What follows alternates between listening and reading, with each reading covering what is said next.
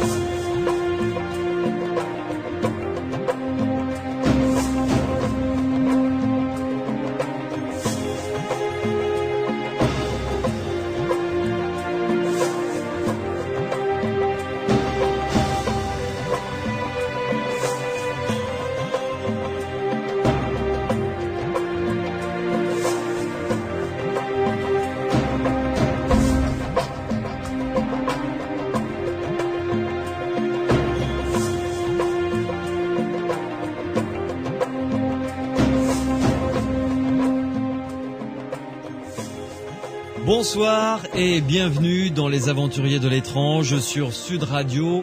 N'importe qui peut vivre un phénomène paranormal, un flash de voyance, une prémonition, voire une apparition. Ce genre de choses ne prévient pas et peut même traumatiser ceux et celles qui le vivent. Alors ce soir, nous allons découvrir ensemble ce que certains et certaines d'entre vous ont vécu.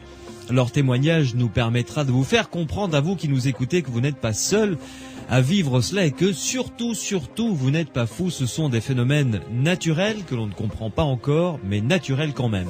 À mes côtés, comme hier soir, Pierre Macias, le webmaster du site internet psylande.org, où vous pouvez télécharger toutes les émissions des aventuriers de l'étrange dans leur totalité. Pierre, bonsoir. Bonsoir Louis. Alors, sur ton site internet psylande.org, psyland.org, on peut prendre connaissance également des nouvelles dans le monde de la recherche concernant les phénomènes paranormaux, tout ce qui se fait tout autour de la planète. Oui, j'essaie de le tenir à jour de ce qui se fait. Pas toujours évident, je peux avoir un petit peu de retard, mais j'essaye. Bien. Et également une bibliographie très importante, il faut le signaler. Oui, j'ai essayé de rassembler aussi bien une bibliographie, livre, je dirais grand public, qu'on va trouver facilement dans le commerce, que des articles qui ont été publiés justement dans le monde de la parapsychologie, éventuellement des articles en anglais aussi. Ouais. Et j'ai essayé de réunir aussi des mémoires universitaires, que ce soit des thèses de DEA ou des thèses des mémoires de thèse, pour montrer un petit peu ce qui se fait en université autour des phénomènes, des anomalies. Oui, parce que voilà, des phénomènes insolites, on va dire. On répugne à dire paranormal dans le monde universitaire. Ça se dit sous certaines conditions. Voilà. Également à mes côtés, Renaud Évrard, membre du GEIMI, groupe d'étudiants de l'Institut Métapsychique International. Bonsoir Renaud. Bonsoir. Comment allez-vous ? Très bien. Bon. Mon cher Renaud, où en est la rédaction du peut-être numéro 2 de la revue de l'Institut Métapsychique ? Bon, c'est en cours, on travaille encore les articles, mais surtout on attend le courrier des lecteurs pour avoir les premières impressions, et justement c'est très motivant toujours, quoi. Bon, on peut toujours se procurer en tout cas la revue numéro 1, la première qui est parue. Il suffit d'aller sur le site internet de l'IMI, métapsychique.org, et là-dessus tout est indiqué. Bien, merci Renaud. Donc avec Pierre et Renaud, vous l'avez compris, nous allons écouter attentivement vos témoignages, vous rassurer, vous apporter quelques éléments de réponse et quelques pistes de réflexion également. Alors si vous avez vécu un phénomène paranormal, si vous posez des questions, vous avez 2 biais pour pouvoir nous contacter directement et venir nous rejoindre, participer à la conversation dans les aventuriers de de l'étrange sur Sud Radio. Vous pouvez appeler notre standard. Morad est là pour vous accueillir au 0826 300 300, 0826 300 300. Ce numéro n'est pas surtaxé. Vous pouvez donc nous appeler d'où que vous soyez en France. Ce sera le coup d'une communication tout à fait normale. Et puis de toute façon, nous vous rappelons évidemment pour que vous puissiez passer à l'antenne et que vous n'ayez pas à dépenser un centime. Vous pouvez également nous joindre par le biais du SMS.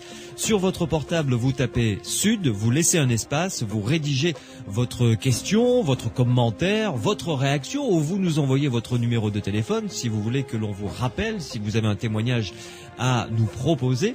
Et vous envoyez le tout au 71 200 sur votre portable, Sud, un espace, vous rédigez votre texte et vous envoyez le tout au 71 200.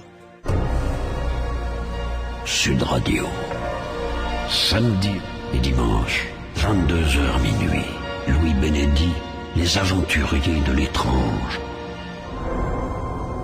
Juste avant d'accueillir notre premier témoin, Renaud Évrard, Pierre Massias, j'aimerais me tourner vers vous, faire une petite introduction pour revenir au dernier SMS que nous avons reçu hier soir d'une jeune auditrice, Adélaïde, qui a 13 ans, si je me souviens bien, et qui nous disait « J'adore écouter vos émissions, mais certains témoignages font peur. » Renaud, est-ce que on doit céder à la peur lorsque l'on vit un phénomène paranormal ou lorsque un proche vit un phénomène paranormal?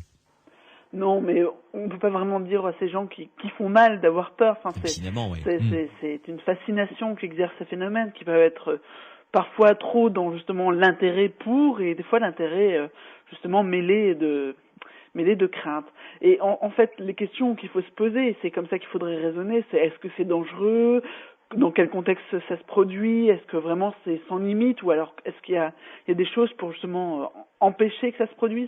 Et donc dans ces questions-là, par exemple sur la question est-ce dangereux, un poltergeist par exemple, là les chercheurs en parapsychologie ont quand même, avec des études de cas nombreuses et bon avec des explications sommaires, mais finalement dans les observations, ils se sont rendus compte que ce n'était pas dangereux physiquement. C'est-à-dire qu'il n'y avait jamais de blessures ou de choses comme ça qui étaient constatées.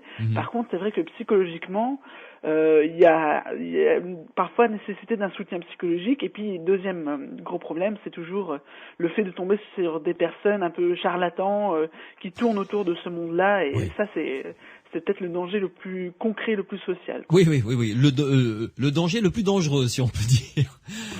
Si on peut dire ça comme ça. Pierre Massias, je suppose que, Pierre, tu es d'accord avec ce que vient de dire Renaud. Il faut essayer, enfin, il n'y a pas lieu d'avoir peur d'un phénomène paranormal, voilà. Voilà, je suis tout à fait d'accord avec Renaud. En fait, moi j'aime bien avoir peur aussi de temps en temps, mais pour ça, je vais au cinéma. Le jour où j'ai eu la peur de ma vie, je dirais, parce que je regardais plus souvent derrière moi que devant, c'est le jour où j'ai vu l'Exorciste. Ah oui, pareil. L'original, hein. Oui, le tout premier. Le premier, oui, bien sûr, oui. Puis nous étions jeunes à cette époque. On était jeunes. Ouais. Et puis les ambulances garées devant les cinémas, c'était pas fait pour rassurer non plus. Ah, j'ai pas vu ça. Ah oui, moi si, j'ai eu droit à ça à Bordeaux et c'était affreux. Bon, donc voilà, on peut aller au cinéma, on peut aller à Carcassonne, à la maison, maison hantée. Au musée, oui, d'accord, oui.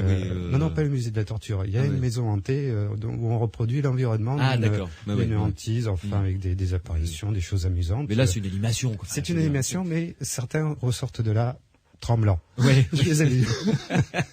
D'accord. Et donc voilà. Mais quand on va s'intéresser donc au phénomène de la réalité. La télépathie, la prémonition, la psychokinèse, tout ça en tant que tel ou dans un contexte poltergeist ou dans un contexte maison hantée, apparition quand on voit un parent. Moi, je sais pas si je voyais un parent défunt devant moi, je crois pas que j'aurais peur. Je le remercierais de passer me faire une visite. En aucun cas, je n'aurais peur. Tout ça correspond à des phénomènes qui sont définis comme naturels. Un scientifique va, des gens vont observer des choses dans la nature, ils vont remarquer que de temps en temps ils voient un défunt, de temps en temps un objet se déplace ou ils prévoient que leur ami machin va leur téléphoner à l'instant et ça se produit.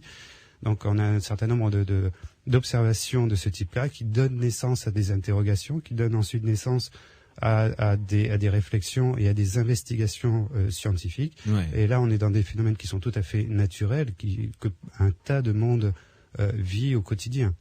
Bien. Donc, aucune raison absolument d'avoir peur. Voilà, Adélaïde, te voilà rassurée, et vous qui nous écoutez, je l'espère aussi. Accueillons sans plus tarder notre premier témoin. Il s'agit de Sylvie qui nous appelle du Lot-et-Garonne. Bonsoir Sylvie. Bonsoir. Alors, ma chère Sylvie, vous êtes déjà intervenue dans cette émission pour nous relater ce que vous aviez vécu ce que vous aviez vécu dans votre maison. On en avait très largement discuté ensemble. Et puis, lors d'une conversation suite à votre témoignage, vous m'aviez dit que vous avez vécu d'autres choses. Et alors, avant de parler de ce que vous avez vécu dans une autre mission, dans une autre maison, oui. Parlons un petit peu de votre jeunesse. Vous étiez parisienne, si je crois. Hein, oui, tout à fait. Voilà. Je suis parisienne. Il y a très peu de temps, en fin de compte, je suis dans le Lot-et-Garonne, à savoir 6 ans. Donc, j'ai vécu, j'ai passé mon enfance et mon adolescence et ma vie d'étudiante, entre autres, sur Paris. Oui. Et je pense que vous voulez en arriver au point où, lorsque j'étais étudiante à Paris et que je m'amusais dans le métro. Voilà, alors. Je vous ai un peu relaté. Racontez-nous un petit peu à quoi vous vous amusiez dans le métro, justement. Alors, comme tout le monde le sait, dans le métro, il y a énormément de personnes et lorsqu'on prend le métro à heure régulière, tous les jours, on rencontre très fréquemment les mêmes personnes. Et un petit fait, c'est que je m'amusais, moi, à regarder les gens et essayer de leur faire faire des choses. De leur suggérer de faire quelque chose. Voilà. Mentalement, hein. Tout à fait. Ouais. En l'occurrence, il y avait un monsieur qui, tous les matins, se mettait, essayait tout du moins de se mettre toujours à la même place. Ouais. Et donc, il était toujours en train de bouquiner. Il avait toujours un livre pour lire. Et donc, très absorbé dans sa lecture. Hein. Pour ceux qui ont déjà pris le métro parisien, on s'occupe pas de ce que fait le voisin. Ah, complètement. Ça, malheureusement, non. Oui. Malheureusement, non. Oui. Et donc, un jour, je me suis dit, tiens, cette personne, je vais vraiment essayer de lui faire quelque chose, parce qu'il était toujours absorbé dans son bouquin. Et donc, je me suis vraiment fixée sur lui, je me suis concentrée sur lui, et je me suis dit, je vais essayer, puisque je savais à quelle station de métro il descendait. Oui. À force de le voir tous les jours. Donc vous saviez combien de temps vous aviez, quoi, en voilà, gros. Voilà, entre autres. Donc je me suis bien concentrée sur lui et je me suis dit, je vais essayer de le faire descendre à la station d'avant. Ah, carrément. Oui, carrément. C'est pas cool, ça, parce que... D'accord. C'est un peu taquin, mais oui. Et donc, j'ai essayé une première matinée, un premier matin, ça n'a pas fonctionné. Oui. Et donc, le jour suivant, je me suis dit, tiens, je vais réitérer. Et je me suis à nouveau concentrée sur ce monsieur qui était en train de lire. Et cette fois-ci, j'ai réussi. Et on est arrivé à la station, donc... Juste avant celle où il devait descendre? Celle où il devait descendre, oui, avant. Oui. Et là, précipitamment, un peu comme pris de panique, il faut que je descende. Paf, il a fermé son bouquin, il est descendu. Et arrivé sur le quai, il s'est rendu compte que c'était pas là. Vite. Il est remonté dans le métro. Donc, j'ai trouvé ça assez amusant. Quoi. Et ça vous a fait rire, en plus? Oui. C'est pas méchant. Non, bien sûr que non. Non. Et est-ce que vous avez fait comme ça d'autres expériences? Oui, dans le métro, oui, j'ai fait pas mal de choses comme ça. Justement, je me suis amusée à faire se lever les gens comme ça, et puis en fin de compte, ils se levaient alors qu'ils descendaient pas à cette station-là, et parfois ils attendaient une station ou deux avant de descendre. Oui. Ça marchait souvent? J'ai eu l'impression que plus je le faisais, plus ça fonctionnait. Ah oui. Mais sur des petites choses, style une personne qui avait ses lunettes sur le nez, je me disais tiens, il va les enlever, et puis il va les remettre après. Et bon, j'arrive à le faire des petits trucs. Bon, c'est tout bête. Bon, alors maintenant, on peut dire aussi c'est une coïncidence. Bon, je sais pas. Voilà. Bon, toujours est-il que moi je m'amusais beaucoup avec ça. Oui. Mais alors, comment est-ce que vous procédiez justement? Est-ce que vous fixiez un point précis? Je sais pas, la nuque, la tête en règle générale. Fréquemment la nuque, oui. Ouais. Ça fonctionnait beaucoup mieux si j'arrivais à voir la nuque de votre cible, dans mon quoi. sillage. Oui. Oui. Regarder les personnes de face, c'était beaucoup plus difficile puisque bon. Ils s'en aperçoivent. Les personnes me regardaient, puis moi je me trouvais un peu mal à l'aise, quoi. Oui, évidemment. C'est comme ça. Ce qui fait que le fait est que de les regarder par derrière, ça fonctionnait beaucoup mieux. Bien souvent, même les personnes se retournaient. Ah oui. Ça nous est tous arrivé, avoir la sensation que quelqu'un vous observe comme ça, avec attention, et puis c'est, oui. Donc c'est vrai. Fréquemment, les personnes se retournaient.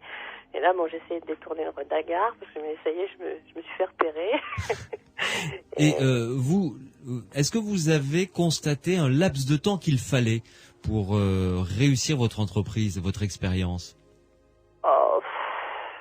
C'était quand même rapide, hein. On va dire aux alentours d'une minute, quoi, une minute et demie. Ah oui, c'est très court, effectivement. Oui. Même pas le temps entre deux stations de métro, quoi. Voilà. Oui, c'était très rapide. À part la personne qui était vraiment concentrée dans son bouquin, là, où lui, bon, ça n'a pas fonctionné le premier coup, et c'est pour ça que le lendemain, j'ai recommencé, mais ça a fonctionné. Je ne l'ai pas fait tous les jours, hein, quand même. Est-ce que vous vous êtes amusé à reproduire cet exercice, mais ailleurs que dans le métro, dans le cadre de votre travail, je ne sais pas moi, sur des amis, des choses comme ça? Oui, ça m'est aussi arrivé dans le travail, parce que bon, après être étudiante, un jour ou l'autre, je me suis mis à travailler. Bien sûr. J'étais dessinatrice publicitaire, et bon, on avait des grands studios, on était pas mal de dessinateurs. Et oui, on était un peu comme à l'école, hein, chacun sur sa planche. Oui, aligné, c'est ça, oui. Et bon, c'est vrai qu'aussi, là, je me suis amusée à essayer des choses pas gentilles aussi que j'ai faites. Bon, à l'époque, on travaillait avec des rotrines, hein, ce sont des stylos au dessin à encre, avec une mine tubulaire, oui. Voilà, tout à fait. Des petits tubes très très fins, oui. Très très fins, et bon. Les documents que l'on faisait, bon, il fallait qu'ils soient vraiment d'une netteté irréprochable. Et parfois, je me concentrais justement sur le rotring d'un autre dessinateur, et je lui fais faire des pâtés. C'est pas gentil. Ah, ça, c'est pas cool, ça. C'est pas cool, mais bon, ça fonctionnait. Alors bon, parfois je me suis dit, bon, allez, arrête, c'est pas toi qui produit ça, quoi. Mais bon. Ouais. Toujours est-il qu'à chaque fois que je me suis amusée, entre guillemets, à faire des choses comme ça, bon, il se passait quelque chose, quoi. Et après, ce que j'ai fait, c'était sur mon plus jeune fils. Alors là, j'ai vraiment... Là, je me suis dit, non, il n'y a pas de souci, c'est toi qui le fais, c'est parce que, bon, mon fils était extrêmement réceptif, et très petit, bon, quand il était petit, et je m'amusais, entre guillemets, à le regarder jouer, et puis arrivé un moment, je lui disais par télépathie, viens me faire un câlin. Et il s'arrêtait de jouer, il venait vers moi, il venait me faire un câlin, ou alors je lui demandais de ranger ses jouets, comme ça, je le faisais. Je le commandais par télépathie. Et ça fonctionnait? Ça fonctionnait à tous les coups, oui. Et même, pour exemple, j'étais très amie avec la directrice de la maternelle où il était. Et il m'arrivait fréquemment de passer dans la journée, parce que bon, je l'aidais aussi à faire des activités manuelles avec les enfants. Oui. Et je passais à l'école, et bon, les enfants étaient dans la cour de récréation, donc mon fils mélangeait avec tous les autres enfants en train de jouer. Bien sûr, oui. Et donc, bon, il avait absolument pas conscience que j'étais là, il me voyait pas, j'étais derrière une vitre, donc, puis il savait pas que je devais passer à l'école, donc il n'avait aucune raison de me chercher, quoi. Et dès que je le repérais dans la cour, je le regardais, et au bout de quelques secondes, là c'était, on va dire 10 à 15 secondes, il s'arrêtait de jouer, net, Et il se dirigeait vers l'endroit où j'étais. Ah oui. Il venait à ma rencontre, comme ça. Oui, alors qu'il était bien en train de jouer avec ses petits camarades, vraiment très occupés. Hein. Et là, il s'arrêtait d'être, et il venait. Pas mal. Oui. Oui, pas mal. Et ça s'est arrêté avec le temps, je veux dire, quand votre fils a grandi, ça a moins fonctionné. Non, c'est moi qui ai arrêté de faire ça parce que mon fils devenait somnambule et très fréquemment, donc la nuit, il venait me retrouver et je me suis un peu fait peur. Je me suis dit attends, c'est peut-être toi qui es en train de le perturber. Donc, le fait qu'il me fasse des crises de somnambulisme a fait que j'ai arrêté de faire de la télépathie sur lui. Oui. Bah oui, voilà. oui, j'imagine. J'ai stoppé tout, et puis tout est rentré dans l'ordre. Oui. Et vous n'avez pas réessayé depuis? Ah si. Après, si. Tentant quand même. C'est tentant. Bon, on va dire dans la vie de tous les jours, non, j'ai laissé tomber. Enfin, je l'ai pas fait, j'ai arrêté. Et puis, mon fils grandissant, il y avait l'angoisse des contrôles quand il était au collège, ainsi de suite, les examens après. Et bon, c'est vrai que, point de vue études, j'ai deux fils, mais j'ai surtout fait de la télépathie avec le plus jeune. Mm-hmm. Et donc, lors de contrôle, d'examen et tout, il y a toujours la petite angoisse, il y a toujours un sujet qu'on sait mieux qu'un autre. Bien sûr. Et il est vrai que, alors est-ce que c'est ça qui a fonctionné, est-ce que c'est pas ça, je sais pas, mais à chaque fois qu'ils avaient un contrôle ou un examen, je reprenais leur cours et je savais donc le sujet, on va dire, qu'ils connaissaient le mieux, je me concentrais bien dessus et on va dire, à 90%, à chaque fois, ils tombaient sur le sujet qu'ils connaissaient bien. Ah, c'est vachement pratique, ça. Je sais pas si c'est... Bon, je sais pas si vraiment c'est j'ai des doutes sur ce que j'ai, entre guillemets, réussi à faire, mais bon, je sais que je l'ai fait et ça a fonctionné, quoi. Donc, pourquoi, comment, je sais pas, voilà. Ah oui, c'est très, très, très pratique, ça. En tout cas, pour eux, je pense que ça a été. Oui, et vous leur avez dit ou vous ne leur disiez pas?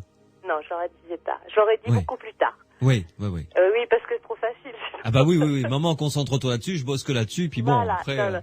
Non. D'accord. Bon, mais maintenant, je sais pas si c'est moi qui ai fait quelque chose.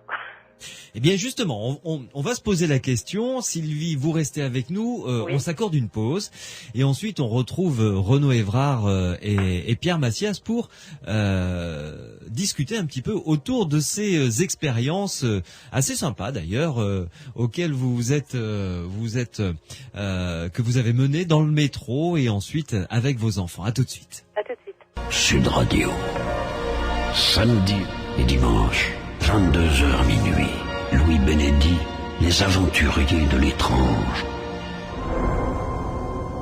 En compagnie de notre premier témoin, Sylvie du Lot-et-Garonne. Alors je vous rappelle que si vous aussi vous avez vécu un phénomène paranormal et que vous vous posez des questions, bien n'hésitez pas à venir nous rejoindre dans les aventuriers de l'étrange avec Sud Radio en compagnie de Pierre Massias et Renaud Évrard. Vous nous appelez au 0826 300 300 puisque Morad est au standard et il vous accueillera et ensuite vous passerez à l'antenne ou vous pouvez nous envoyer un SMS. Vous tapez Sud sur votre portable, vous laissez un espace, vous rédigez votre texte et vous l'envoyez au 71 200. Pierre, alors, que penses-tu de ces expériences auxquelles s'est livrée Sylvie dans le métro d'abord et ensuite avec son fils? Alors là, ça marchait visiblement vraiment bien. Oui, vraiment bien avec son fils, donc de la famille, la relation mère-enfant qui favorise le contact. Ouais. On est là tout à fait dans le cadre du psy dans la vie de tous les jours.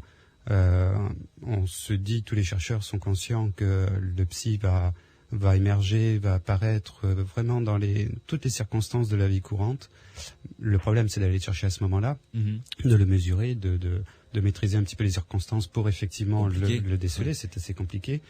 Mais justement, le cas de Sylvie fait référence, fait penser immédiatement à Rupert Sheldrake, qui lui avait commencé ses expérimentations avec les chiens qui reviennent à la maison et qui avait suivi très rapidement après avec la sensation d'être observé. Donc, typiquement, c'était ça. On regarde dans la rue ou dans le métro quelqu'un dans la nuque Et cette personne se retourne plus souvent que ce qu'on pourrait attendre. D'ailleurs... Et on l'a tous ressenti, cette sensation comme ça de regard insistant. Oui. Et on se retourne pour d'ailleurs, je me suis retourné. C'est intelligent. Non, il n'y a personne derrière. Oui, tout à fait.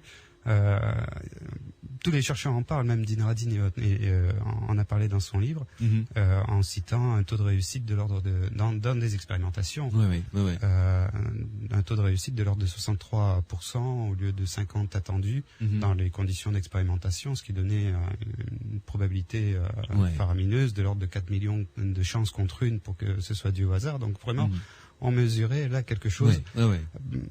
Cette sensation, cet effet, manifestement, se produit. Oui, alors il y a ça, mais en même temps, comme le dit Sylvie, enfin comme elle nous l'a dit, faire quelque chose à quelqu'un à son insu, comme ce pauvre monsieur qu'elle a fait descendre à la station avant la station où il descendait d'habitude.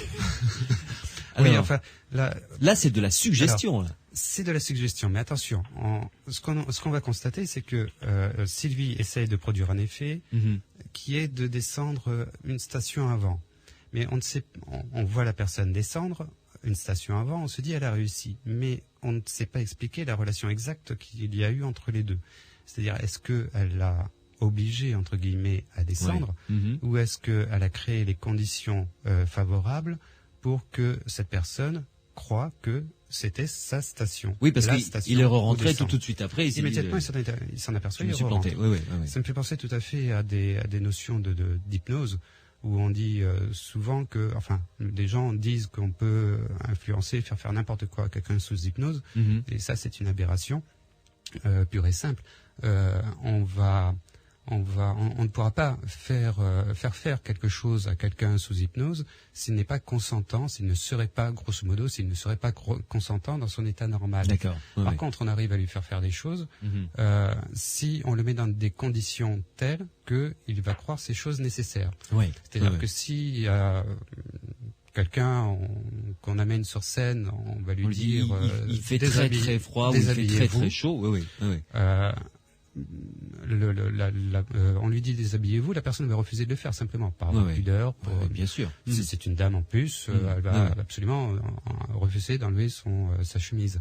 Par contre, si on lui dit il fait chaud, on exclut le contexte de la scène évidemment. Dans la relation hypnotiseur-hypnotisé, la scène n'existe plus. La personne va se dévêtir tout à fait naturellement. Parce qu'il fait très chaud, tout simplement. Mais ça veut dire qu'on peut arriver à faire des petites choses, non pas parce qu'on les a ordonnées, mais parce qu'on en a induit l'idée. Et de toute manière, ça va rester quand même dans l'hypnotisé conserve toujours sa maîtrise. Son libre arbitre, d'accord. Oui, il faut quand même atteindre des seuils d'hypnose, de profondeur d'hypnose, pour vraiment que la personne soit complètement soumise, entre guillemets. D'accord. Là encore, j'utilise les guillemets pour le terme soumis. Donc là, on peut très bien se trouver dans cette situation-là où Sylvie n'a pas obligé la personne à descendre une station avant, mais pourrait très bien lui avoir fait croire que elle était arrivée à sa station. Voilà. Donc c'est possible, ce genre de suggestion comme ça. Tout à fait. Mais j'insiste un petit peu sur le fait que on ne va pas pouvoir commander n'importe quoi, n'importe qui. Oui.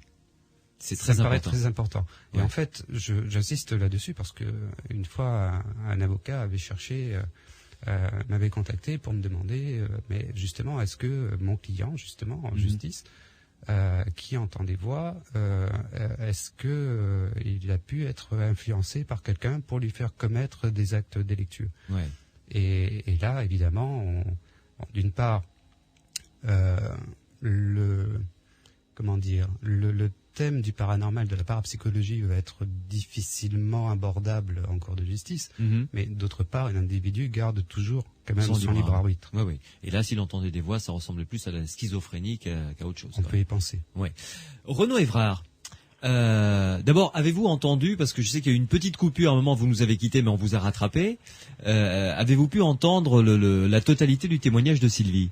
Justement, pas la totalité, non, mais je crois que j'ai perçu bien les grandes lignes, un peu sur le métro, un peu sur la relation avec le fils, et donc la thématique générale de la suggestion mentale à distance. Alors, qu'en pensez-vous de la suggestion mentale à distance, justement ? J'aimerais faire un petit peu d'historique. Il faut savoir que c'est pas une idée totalement comme ça en l'air qu'on n'a jamais étudiée. C'est même, on pourrait dire, les premières recherches en psychologie sont parties là-dessus, avec Pierre Janet, avec Louis, avec Charles Richet. Il y en a quand même beaucoup de recherches sur cette suggestion mentale à distance, dans un modèle de l'hypnose. Mais c'est vrai qu'on n'a pas... ensuite, c'est parti, on n'a pas vraiment abouti. Puis il y a eu un nouveau... intérêt là-dessus en Russie, beaucoup, parce qu'ils voulaient faire un usage parfois même négatif, immoral de cette suggestion mentale à distance. Oui, pour leurs espions, par exemple, quoi. Voilà, et puis pour mettre la pression sur des hommes politiques ou ils imaginaient en fait finalement un pouvoir sans limite sur autrui. Et donc là, c'est vrai que ce pouvoir sans limite, ce serait une idée, comme vous avez dit, un peu schizophrénique, même c'est quasiment beaucoup de schizophrènes nous rapportent ça, cette idée de pouvoir influencer à distance et en même temps d'être influencés eux-mêmes à distance. Mais là, dans notre cas avec Sylvie, elle doute quand même, elle doute que c'est elle, et c'est vrai que moi, je partagerais son doute en fait. Ah bon ? Pierre a dit que finalement la limite, ce serait que l'autre consente finalement à accéder à notre suggestion, et ce serait en fait cette limite du libre arbitre. Mais c'est vrai que c'est pas... Je pense qu'il y a encore d'autres questions à se poser dans les cas qui ont été donnés.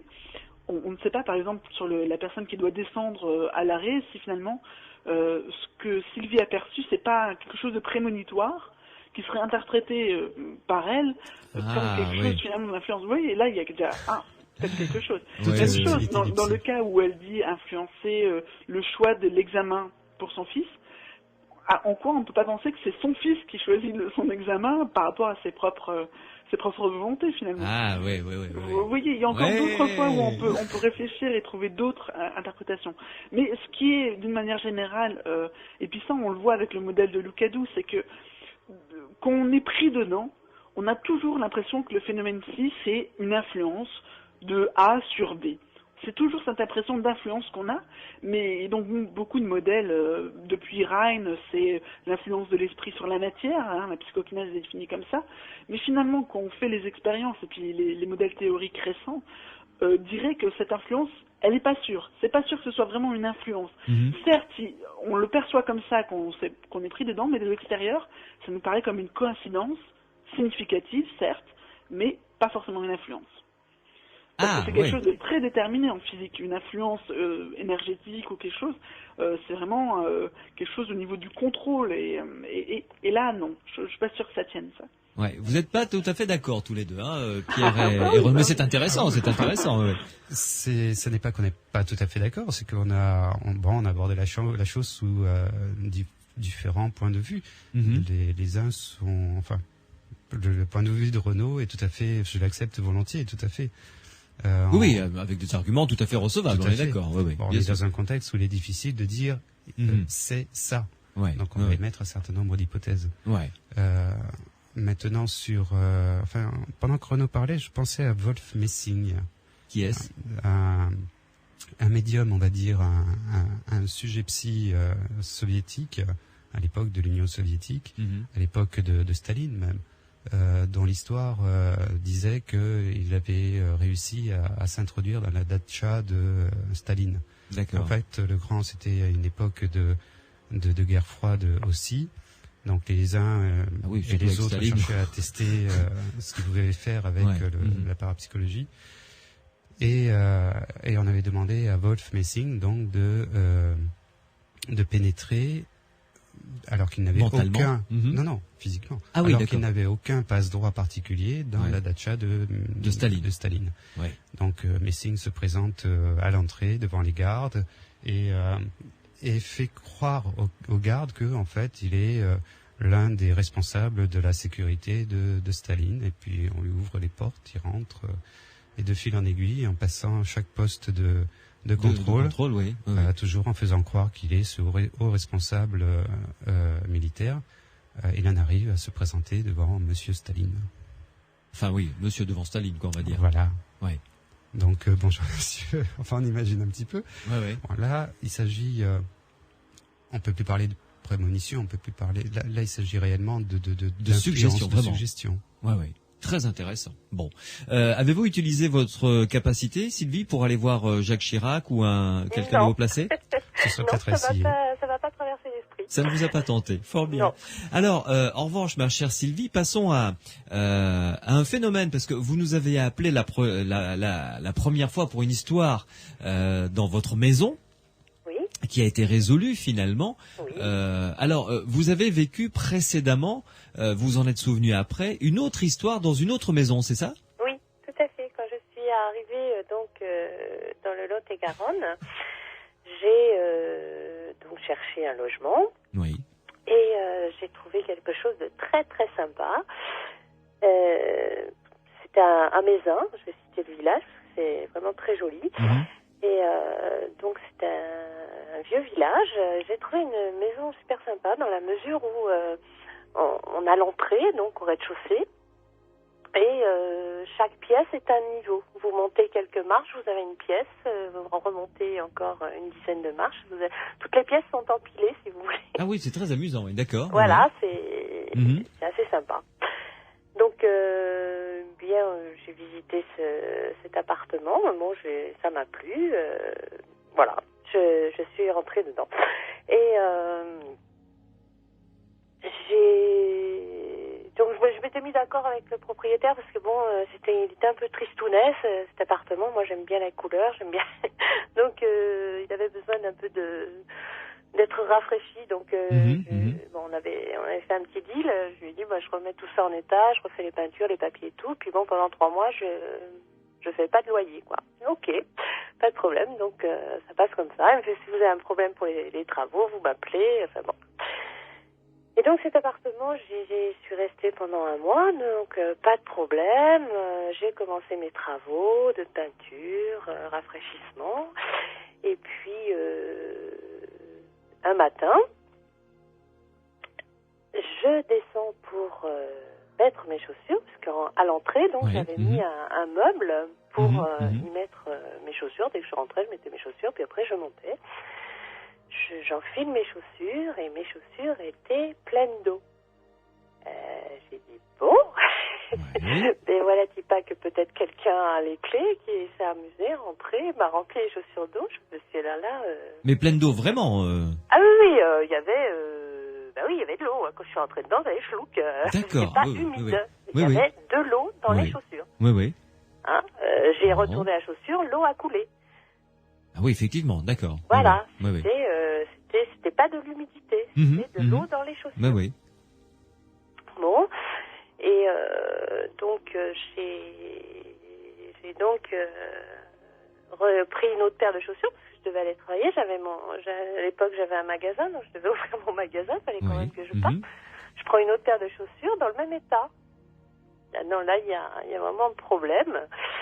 Et je tire le meuble donc où j'avais mes chaussures de rangée dans cette entrée, et je m'aperçois que le meuble derrière était tout mouillé, ainsi que le lambris qui était contre le mur. C'était une maison, une vieille maison en pierre avec à mi-hauteur du lambris. Hein, mais, oui. Pas le lambris d'aujourd'hui. Hein, oui, tout à fait. Oui. Et je m'aperçois aussi que c'était mouillé là, donc j'appelle donc le propriétaire, parce que je me dis là il y a quand même un problème. J'appelle le propriétaire, je lui explique, il me fait mais c'est pas possible, il n'y a pas l'eau qui passe à cet endroit-là. Je fais écoutez, peut-être, mais enfin voilà, moi je vous dis ce qui m'arrive ce matin. Donc il arrive, il habitait pas très loin, il me fait bon pas de problème, j'arrive. Il arrive et la première chose qu'il a fait, il a commencé à tout arracher le lambris qui était contre le mur. Pour voir ce qu'il y a derrière, s'il y avait une infiltration, quelque chose comme ça. Oui. C'était pas un problème d'humidité, banal. Donc il a défait le lambris, et puis là, derrière le lambris, rien, la pierre était sèche. Alors, là, je comprends pas, je fais moi encore moins, je sais pas. Donc par acquis de conscience, on est quand même allé chez les voisins, voir s'il n'y avait pas une canalisation qui passait, mais bon, il n'y avait rien.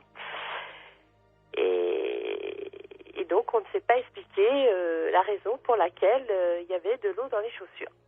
Et ça s'est reproduit ensuite ou c'était la seule fois? Ça s'est pas reproduit parce que, en fin de compte, j'ai très vite déménagé. Donc, mes chaussures, je les ai montées dans la pièce qui était au-dessus, à savoir la cuisine. Oui. Parce que je me suis dit, j'ai pas envie que ça m'arrive tous les matins comme ça. Non, c'est clair. Puis bon, les chaussures, voilà. Voilà, j'apprécie pas forcément non plus. Et par contre, il y a eu d'autres petits événements qui m'ont incité quand même à partir, à quitter cette maison. Donc j'avais ma chienne et elle n'a jamais voulu rentrer dans la salle à manger. La salle à manger, donc c'était la dernière pièce qui était empilée, colimaçon comme ça, et qui donnait donc sur la place du village. Alors les fenêtres donc donnaient derrière l'église. Et l'architecture de ce bâtiment était un peu spéciale, à savoir qu'il y a des arcades au rez-de-chaussée. Oui. Et donc l'étage supérieur repose sur les arcades, ce qui fait qu'en dessous on a un couloir, on a une galerie où sont des commerces. Oui. Des commerces. D'accord. Oui. D'accord. Donc on a tous les piliers d'arcade. Comme ça. D'accord. Oui. Et donc ma salle à manger donnait sur le dernier pilier. Oui. Donc, il correspondait à l'angle de la salle à manger. La place d'une bastide, quoi. Pardon ? La place d'une bastide. Voilà, tout à fait. Oui. Tout à fait. Et donc, je me suis un peu posé des questions sur cette maison. Donc, ma chienne ne voulait absolument pas rentrer dans la chambre, dans la salle à manger. Dans la salle à manger. Et alors moi j'ai mis ça sur le compte que au-dessus il y avait un pigeonnier. Je me suis dit bon, peut-être qu'elle aime pas les pigeons, mais enfin, je vais pas chercher plus loin, elle veut pas rentrer dans la pièce, tant pis, elle reste sur le seuil de la porte, c'est tout. Mais elle grognait quand même, hein, quand elle était devant cette porte, elle grognait. Mais bon. Et donc je me suis renseignée sur cette maison et en fin de compte il en est ressorti que cette maison aurait été le logement du bourreau. Et que la dernière arcade, donc, le poteau servait de pilori. Ah, d'accord.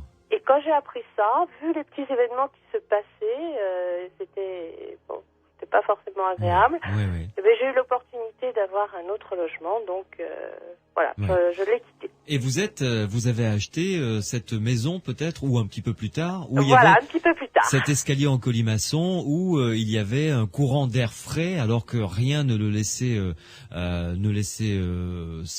prévoir ce courant d'air frais. Il n'y avait aucune raison. Voilà. Il y avait quand même de l'air dans l'escalier. Et les bougies que vous aviez allumées, la flamme ne vacillait pas alors qu'il y avait ce courant d'air frais. Voilà. Et votre chienne refusait de monter cet escalier sans vous. Voilà, tout à fait. C'était ça. Vous collectionnez les choses bizarres, hein, ma chère Sylvie. Oui. Faut reconnaître. C'est vrai que quand je gratte un peu dans ma mémoire, dans tous les petits faits qui m'arrivent, pratiquement quotidiennement, c'est vrai qu'il y a plein de petites choses qui m'arrivent comme ça et sur le coup, j'y porte pas attention. Puis après, je me dis, tiens, en fait... C'est un petit peu bizarre quand même.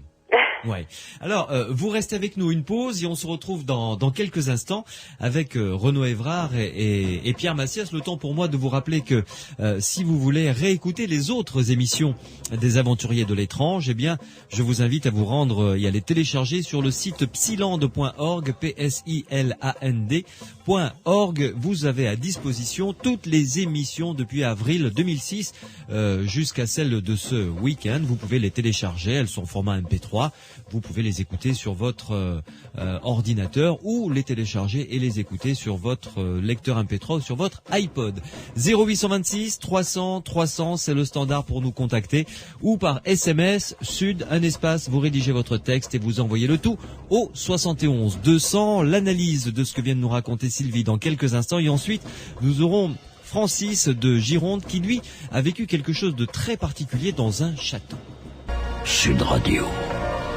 Samedi et dimanche, 22h minuit. Louis Benedy, les aventuriers de l'étrange. Avec vos SMS au 71 200, dont un avec beaucoup d'humour. C'est vrai que certains parmi vous ont beaucoup d'humour et j'aime vraiment beaucoup ce SMS qui dit j'arrive à déplacer la grande aiguille d'une montre de 30 degrés, ça me prend 5 minutes. Moi, je réussis à faire la même chose de 60 degrés, mais ça me prend 10 minutes en revanche. J'ai trouvé ça vraiment excellent. Bravo à celui ou celle qui a envoyé ce SMS. C'est vraiment très très drôle. Je crois que je la ressortirai un de ces quatre. Un Renaud Évrard, qu'en pensez-vous? C'est joli comme cas quand même de... Ah oui. Ils sont gentils. Ça me fait beaucoup rire ça. Bon Renaud, vous avez écouté attentivement le témoignage de Sylvie. Qu'en pensez-vous alors? C'est vrai que comme vous avez dit, Sylvie a tendance à cumuler. Hein. Oui, elle collectionne même. Oui, même collectionne. Et justement, moi, à ce moment-là, ça me fait un peu penser qu'il y a peut-être une sorte de grille interprétative qui fait que n'importe quel phénomène peut rentrer là-dedans. Et c'est un peu le reproche ou la critique que je lui avais fait la dernière fois par rapport, par exemple, au comportement étrange du chien. Oui, voilà, tout à fait. Toujours très subjectif. Qu'est-ce qui est étrange pour un chien? Finalement, c'est très projectif même. Et dans ce cas-là de la maison, ce qui moi m'a un peu surpris, c'est l'épisode de l'eau en fait, de la chose mouillée avec la pierre qui n'était pas mouillée derrière. Ouais. Là, je me suis dit mais finalement on n'a peut-être pas poussé l'enquête assez loin parce que certes c'est inexpliqué, mais ça m'a l'air très très matériel et sans aucun sens à prendre au-delà quoi. Mais bon. Ah oui. Il n'y avait pas de canalisation, il n'y avait pas d'infiltration d'eau. Non, il n'y avait strictement rien. Pour qu'il y ait de la condensation à ce niveau-là, il faut vraiment qu'il y ait une sacrée condensation quand même. Il y a encore pour arriver. Pour remplir les chaussures d'eau, oui. Oui, ça paraît assez. Non, enfin, c'est vrai qu'il aurait fallu une investigation beaucoup plus poussée. Je suis d'accord avec vous, Renaud. Oui, moi aussi, mais bon, malheureusement, je ne l'ai pas faite parce que peut-être parce que j'ai voulu. Partir, en fin de compte. Vous aviez pas le temps. Oui. Non, mais ça coûte cher parfois aussi. On peut pas faire des enquêtes poussées. Enfin, on n'est pas tous parapsychologues de terrain, quoi. Enfin, c'est un peu ça la chose. Et donc, bon, à côté de ça, justement, c'est comme la dernière fois. Il y a un phénomène, inexpliqué, mais qui reste encore à déterminer. Et puis derrière se rajoute donc l'histoire autour du comportement du chien et l'histoire de la maison, qui est ce coup très précise. Et à chaque fois, l'enquête que mène Sylvie est brillante, parce que plutôt rigoureuse dans sa manière de faire. Mais là, on arrive à cumuler des choses qui, en elles-mêmes, sont permettent pas de décider. Et puis, tout ensemble, on a une impression de maison hantée, quoi. Oui, un petit peu quand même. La maison du bourreau. Voilà, c'est ça. Le dernier pilier avec le poteau, c'était celui du pilori. Enfin bon, il y a des choses. Oui, il y a plein d'éléments, c'est sûr, mais c'est difficile de conclure, je dirais. C'est vrai que comme le pensent même sûrement certains auditeurs et auditrices, il y a de mauvaises vibrations dans cette maison, quoi. C'est l'ancienne maison du bourreau. Poids. Ouais, bien sûr. Pierre. Moi, malheureusement, je n'ai pas les moyens de pousser mes investigations plus loin, quoi. J'imagine. Avec les informations que je peux récolter. Et votre ressenti, évidemment. Et mon ressenti, et puis voilà, quoi. Oui, tout à fait. Pierre. Oui, j'aimerais demander à Sylvie si elle peut nous transmettre les coordonnées de la maison hors antenne, évidemment. Ah, tu as envie d'y aller faire un détour? Au moins de passer un petit coup de fil pour les habitants actuels. Oui, je peux vous donner les coordonnées du propriétaire sans aucun problème. Ah oui, ça peut être sympa. On va lui passer un petit coup de fil. Voir si les locataires actuels se sont plaints de quelques phénomènes comme ça. Ce serait intéressant. Oui. Tout à fait, oui. Pour la présence d'eau dans les chaussures, bon là on sait pas trop si on est dans un cas, à mon sens, hantise poltergeist, dans la mesure où vous vivez quand même pas mal de choses. Vous êtes peut-être plus susceptible de ressentir des choses. On ferait rentrer ces phénomènes-là de la maison plutôt personnellement dans la notion de poltergeist. Et pour la présence de l'eau, c'est vrai que c'est excessivement rare dans les cas de poltergeist, mais ça existe. Il y a des témoignages. J'aurais du mal à en citer là maintenant précisément avec des références précises, mais je me souviens d'un témoignage qui a dû faire l'objet d'une investigation aux États-Unis. Ou dans une maison, dans une pièce en particulier, les gens se retrouvaient face à face avec une hauteur d'eau de 1 mètre. Ah, quand même. C'était rangé dans une catégorie de phénomènes de poltergeist. Et il y a un autre cas qui est le cas de Suzanne au Brésil. J'ai que le prénom en tête. Ce sera c'est sans doute très intéressant de faire quelque chose là-dessus. Ouais. Où là aussi, il y avait présence d'eau sous la forme d'une pluie d'eau du plafond. Ouais. Dans d'autres cas, deux phénomènes catégorisés psi, il peut y avoir aussi production d'eau. Dans des cas spontanés, pas de poltergeist, pas directement associé à des poltergeists ou à des hantises, mais disons à des phénomènes qui arrivent comme ça spontanément à des gens qui rapportent donc une production d'eau dans certaines conditions. Bon, je ne vais pas trop m'étaler là-dessus. Mais 1 mètre d'eau dans une pièce, c'est quand même... oui, ça fait quand même c'est énorme. une belle baignoire. Oui, tout à fait. Ça fait un volume assez conséquent. Mais disons que des cas existent. Je dois avoir des exemples dans mes dossiers. Oui. Et il faudrait que je les ressorte. Bien. C'est très intéressant.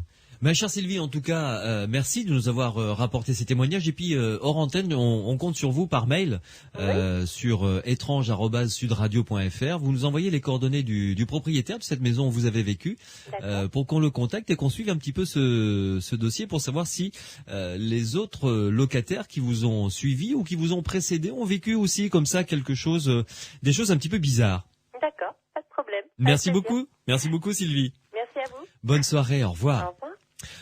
Renaud, si jamais parce que là j'anticipe très largement, nous sommes d'accord, mais si jamais les locataires précédents ou les locataires suivants ont aussi vécu des choses bizarres, là on pourrait se poser des questions sur le lieu lui-même. Oui, effectivement, mais les questions qu'on pourrait se poser par rapport à ce lieu-là, c'est par exemple quelle est la personne qui lui a dit que c'était la maison du bourreau, c'est-à-dire si c'est connu de tout le village, si c'est finalement une tradition entretenue, ce serait une sorte d'effet collectif finalement. Oui, c'est ça. Une hantise créée par une rumeur et même fondée, mais une rumeur. Quoi. Oui, tout à fait. Ouais. Ça pourrait être intéressant. Nous avons notre deuxième témoin qui vient de nous rejoindre. Il s'agit de Francis. Bonsoir Francis. Bonsoir Louis, bonsoir Madame Évrard, bonsoir Monsieur Massias. Renaud Évrard, c'est un monsieur. Renaud Évrard, pardon, excusez-moi. C'est pas grave. Mon cher Francis, alors vous habitez en Gironde, c'est ça? Oui, tout à fait. Alors, vous avez vécu quelque chose de particulier, et là je pense que Renaud pourra nous apporter un éclairage tout à fait intéressant. Oui, si j'arrive à l'entendre, parce que là, c'était il y a pas mal d'années de ça, j'étais avec des amis, visiter le château de Montaigne. Et je suis de nature une personne assez nerveuse, très nerveuse, et quand je suis arrivé aux abords du château, j'ai senti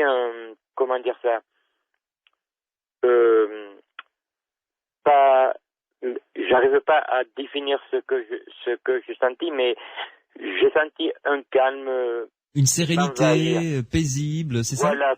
Tout à fait. Ouais. Et on a commencé, on est rentré dans le château et j'ai commencé à me sentir un peu bizarre.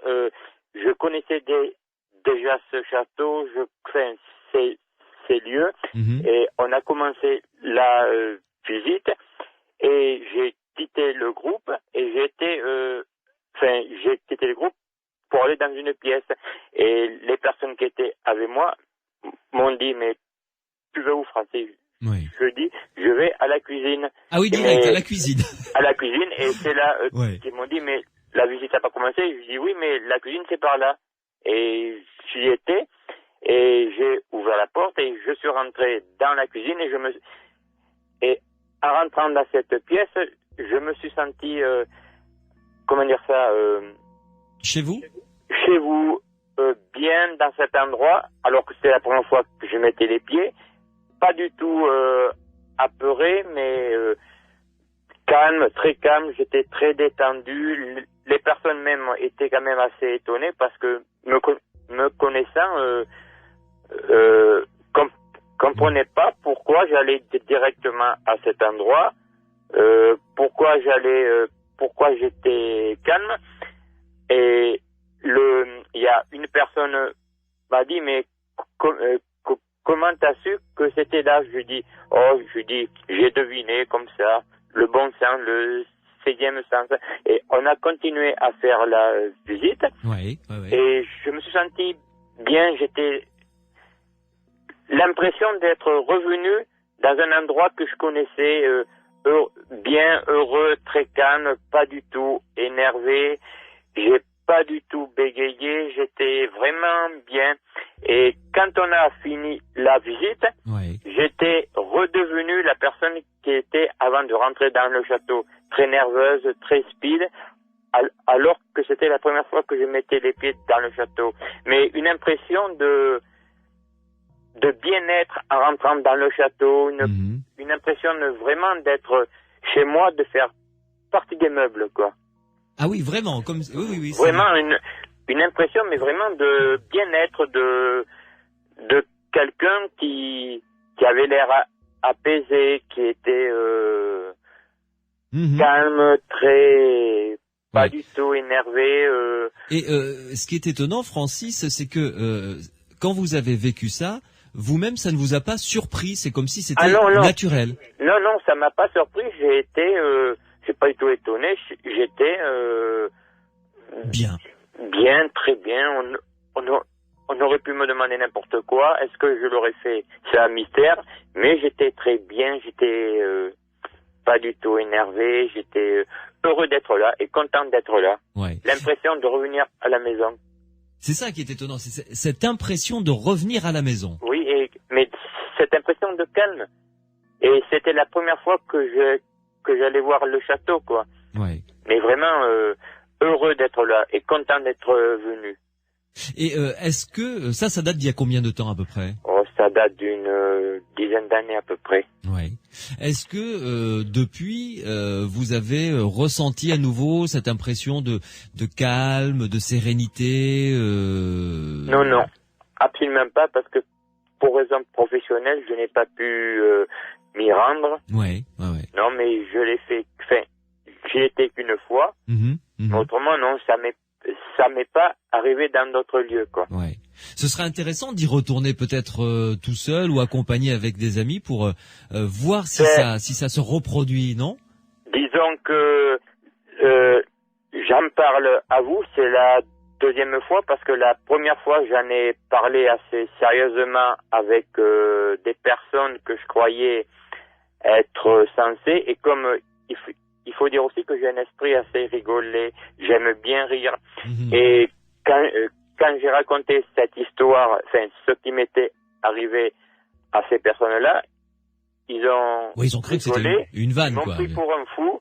Ils m'ont dit, mais arrête tes conneries, Francis, c'est pas une plaisanterie. Et je leur ai dit, mais c'est vrai, j'ai senti ça, je me suis senti chez moi, j'étais calme, et ils se sont foutus un peu de moi, donc j'ai préféré couper court, et j'en ai parlé à personne d'autre.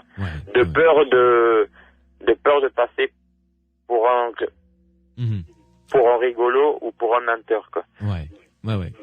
Et Francis, vous restez avec nous, on fait une pause et on se retrouve avec Renaud Évrard et Pierre Massias pour essayer de comprendre d'abord cette impression de déjà vu, parce que on est beaucoup à l'avoir vécu en arrivant quelque part, et tiens, j'ai l'impression de l'avoir déjà vu ça, mais l'impression de revenir à la maison, de se sentir de retour chez soi, ça, c'est quand même particulier. 0826 300 300, vous pouvez nous appeler si vous avez vécu quelque chose dont vous pensez que c'est de l'ordre du paranormal. Profitez des spécialistes qui m'accompagnent ce soir, et vous pouvez également nous envoyer un SMS, vous tapez Sud sur votre portable, vous laissez un espace, vous rédigez votre texte et vous envoyez le tout au 71 200. Sud Radio, samedi et dimanche, 22h minuit, Louis Bénédit, les aventuriers de l'étrange.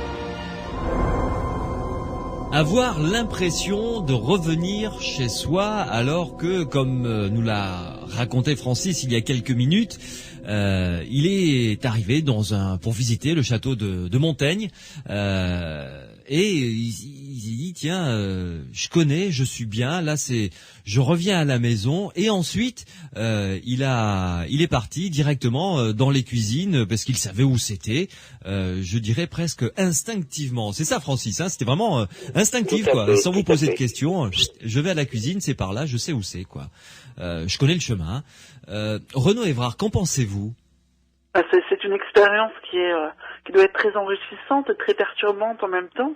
Là, ce qui fait que l'expérience est un peu plus étrange que d'habitude, c'est que il retrouve les lieux complètement. C'est-à-dire qu'il y a plein de personnes qui, en rentrant dans certains lieux, ont comme vous avez dit, des sentiments de déjà vu, de déjà vécu en fait, et qui connaissent la maison, mais c'est parfois des impressions, ça ne mène pas forcément à des éléments concrets lors de la visite, quoi. Mm-hmm. Alors que là, on a quelque chose. Et qu'est-ce qu'on a? On a deux choses, en fait. On a à la fois, il retrouve les lieux, Francis, hein. Bonsoir. Oui, tout à fait. Et de l'autre côté, il y a cet état apaisé, et que moi je rapprocherais d'un état de rêve, un état onirique. Et en fait, pourquoi je lis ça ensemble, c'est parce que dans le déjà vu, c'est parfois des rêves prémonitoires aussi. Ça peut se mêler. C'est-à-dire que la nuit d'avant, vous avez fait un rêve où vous voyez dans ce château-là, en prémonitoire, et du coup, quand vous y arrivez, vous y êtes, quoi. Vous y avez déjà été. Oui. Ça, c'est une possibilité. Et la deuxième, c'est aussi qu'il y a dans ce château de Montaigne et dans certains lieux, c'est pas un chez-soi comme n'importe quel chez-soi, on arrive et on trouve dans un château peut-être de quoi satisfaire notre désir d'être un châtelain ou finalement une certaine communion avec un élément de rêve finalement. Et là, du coup, ça se change en réalisation, que je dirais hallucinatoire du désir, même si ce fait que ce soit un peu hallucinatoire facilite finalement les phénomènes psy. Mais le fait que Francis, comme ça, aille directement vers un lieu, en l'occurrence la cuisine, en sachant très bien où c'est, il y va sans se poser de questions et tombe pile sur le lieu qu'il voulait retrouver, entre guillemets. Oui, ça veut pas dire que c'est que de l'hallucination ou que c'est que du rêve, mais c'est justement dans un état particulier dans lequel il est rentré, où finalement le rêve et la réalité se sont mélangés, et on sait que le rêve et les états modifiés de conscience facilitent justement des perceptions psy en fait. Donc ce serait quelque chose qui vient justement conforter son sentiment de bien-être et d'être bien dans ces lieux et finalement de retrouver des figures comme ça oniriques. Pierre Macias. Oui, Renaud a parfaitement raison d'évoquer les états modifiés de conscience. Il est probable que Francis se soit trouvé dans un état de ce type-là qui aura favorisé un phénomène psy, le ressenti du lieu. Ouais. Alors peut-être le fait de se retrouver comme ça calme, détendu, ça fait tomber les barrières un petit peu psychiques et puis ça favorise. C'est peut-être ce qu'on pourrait appeler une sorte de lâcher prise. Un petit peu plus, peut-être un petit peu plus fort. C'est là il s'agirait bien d'un état modifié de conscience. On est dans un endroit chaleureux qui nous plaît au départ, on se relâche. On entre dans cet état-là, on ressent l'environnement, la maison. Il y a des expériences qui sont faites en ce qu'on appelle la psychométrie en parapsychologie, qui n'a rien à voir avec la psychométrie de la psychologie, où il s'agit de ressentir un petit peu, de découvrir l'historique d'un objet, en le touchant, en le manipulant. Et ressentir ce qu'on ressentit, ce qu'on vu, vécu, les gens qui l'ont porté, qui l'ont utilisé. Éventuellement, s'il y a des gens mêlés à cet objet, parce que ça peut être même un jeu. Il sera souvent rattaché à des individus, mais ça peut être le mur de Berlin. Par exemple. Une pierre du mur de Berlin, on devine. Donc, en fait, ça pourrait être peut-être un phénomène de ce type-là où Francis ressent l'environnement, l'histoire de ce château. Pourquoi cette pièce? Pourquoi dans le ressenti, on peut imaginer qu'il va dans le ressenti. Là, il s'agit de toute une maison. Il s'agit plus d'une pierre isolée. Donc, il y a les murs, il y a les couloirs. On rentre dans le lieu, on fait un petit peu corps avec le lieu. On peut deviner, pourquoi pas, que à tel endroit il y aura telle pièce. Mais cette sensation de revenir à la maison, c'est quand même particulier, ça. Tout à fait, ça évoque d'autres idées. Il aurait peut-être fallu que Francis se renseigne davantage sur ce château, sur ce lieu, quelle était son histoire, les occupants, a priori... Les cuisiniers, les servants, les servantes. L'ensemble du personnel et des habitants de la maison. A priori, on peut, étant donné le ressenti de Francis, on peut imaginer qu'il va peut-être découvrir une histoire heureuse finalement, puisqu'il se sentait bien à Aupressier, donc peut-être pourquoi ne découvrirait-il pas une histoire heureuse qui concerne quelques habitués du lieu. C'est une histoire qui débute, je dirais. Il faudrait peut-être pousser plus loin. Ouais. Il faudrait que vous fassiez des investigations, Francis, en savoir un petit peu plus sur peut-être les gens, pas Montaigne forcément, évidemment, mais ceux qui étaient dans les cuisines, ceux qui étaient au service de ce personnage. Renaud Évrard, quand même, parce que je vais vous poser la question, parce que ceux et celles qui nous écoutent se la posent forcément. Ils se disent, peut-être que dans une autre vie, il a vécu en tant que cuisinier ou servant ou servante. Non mais moi je la pose en revanche. Bien sûr. Servant ou servante dans ce château, peut-être même cuisinier, qui sait. Mais en fait, l'hypothèse du déjà-vu, elle mène... C'est pour ça qu'elle a mis du temps avant d'être étudiée par les psychologues. C'est que on a beaucoup de théories derrière sur la réincarnation, sur le déjà-vu, mais à des vies antérieures justement. Et c'est ça que vous évoquez. Je dirais que c'est difficilement envisageable. Parce finalement on ne pourra jamais décider entre cette hypothèse de vie antérieure, même en une lignée spirituelle karmique ou un cycle karmique, quelque chose comme ça, et une hypothèse de rétrocognition, enfin c'est-à-dire de connaissance, comme a dit Pierre Massias, sur la psychométrie, sentir quelque chose des lieux ou avoir des clairvoyances dans le passé, justement, sur des choses qui se sont passées. Et on pourra jamais décider, finalement. Là, c'est-à-dire, c'est soit de la voyance en arrivant dans le lieu, il vit un phénomène de voyance et donc découvre des choses, soit peut-être dans une autre vie, déjà faut-il accepter cette hypothèse, y avoir vécu, quoi. C'est ça. Mais on n'expliquerait pas forcément facilement ce lien historique pourquoi s'identifier à telle ou telle personne, en fait. Parce que, après s'identifier au châtelain, c'est toujours... Ça peut aller très loin, quoi. Mais, non, là, c'était les cuisines, oui, en d'accord. l'occurrence. C'est vrai, non, mais c'était le châtelain savait peut-être où étaient les cuisines aussi, mais... Ah oui, peut-être, oui. Francis, est-ce que vous êtes un bon cuisinier? Ah non, pas du tout. Ah Un très mauvais cuisinier, j'ai horreur de faire la cuisine. Ah, mais vous aimez la manger, en revanche? Tout à fait. Mais je dois dire une chose, je n'ai pas eu peur, ça m'a pas fait peur, j'ai pas été une appréhension. J'ai pas eu cette... Il n'y a pas eu d'angoisse, oui. Non, pas du tout, absolument pas. Pas d'angoisse. Mais ce qu'il faudrait, à mon avis, vraiment que vous fassiez, c'est que vous y retourniez, vraiment. C'est quand j'aurai le temps, oui, d'accord. Parce que ça vaut vraiment le coup. Enfin, moi, je serais vous, il me tarderait d'y retourner, ne serait-ce que pour voir si j'ai la même sensation. Ouais, vraiment. Voir si c'est la même sensation, même peut-être que d'autres sensations vont vous arriver, ou peut-être rien, mais d'autres sensations peuvent peut-être vous arriver avec d'autres, je sais pas moi, d'autres pistes, vous voyez, d'autres comme ça, d'autres images, vous voyez, il y a vraiment quelque chose à creuser à mon sens là-dedans.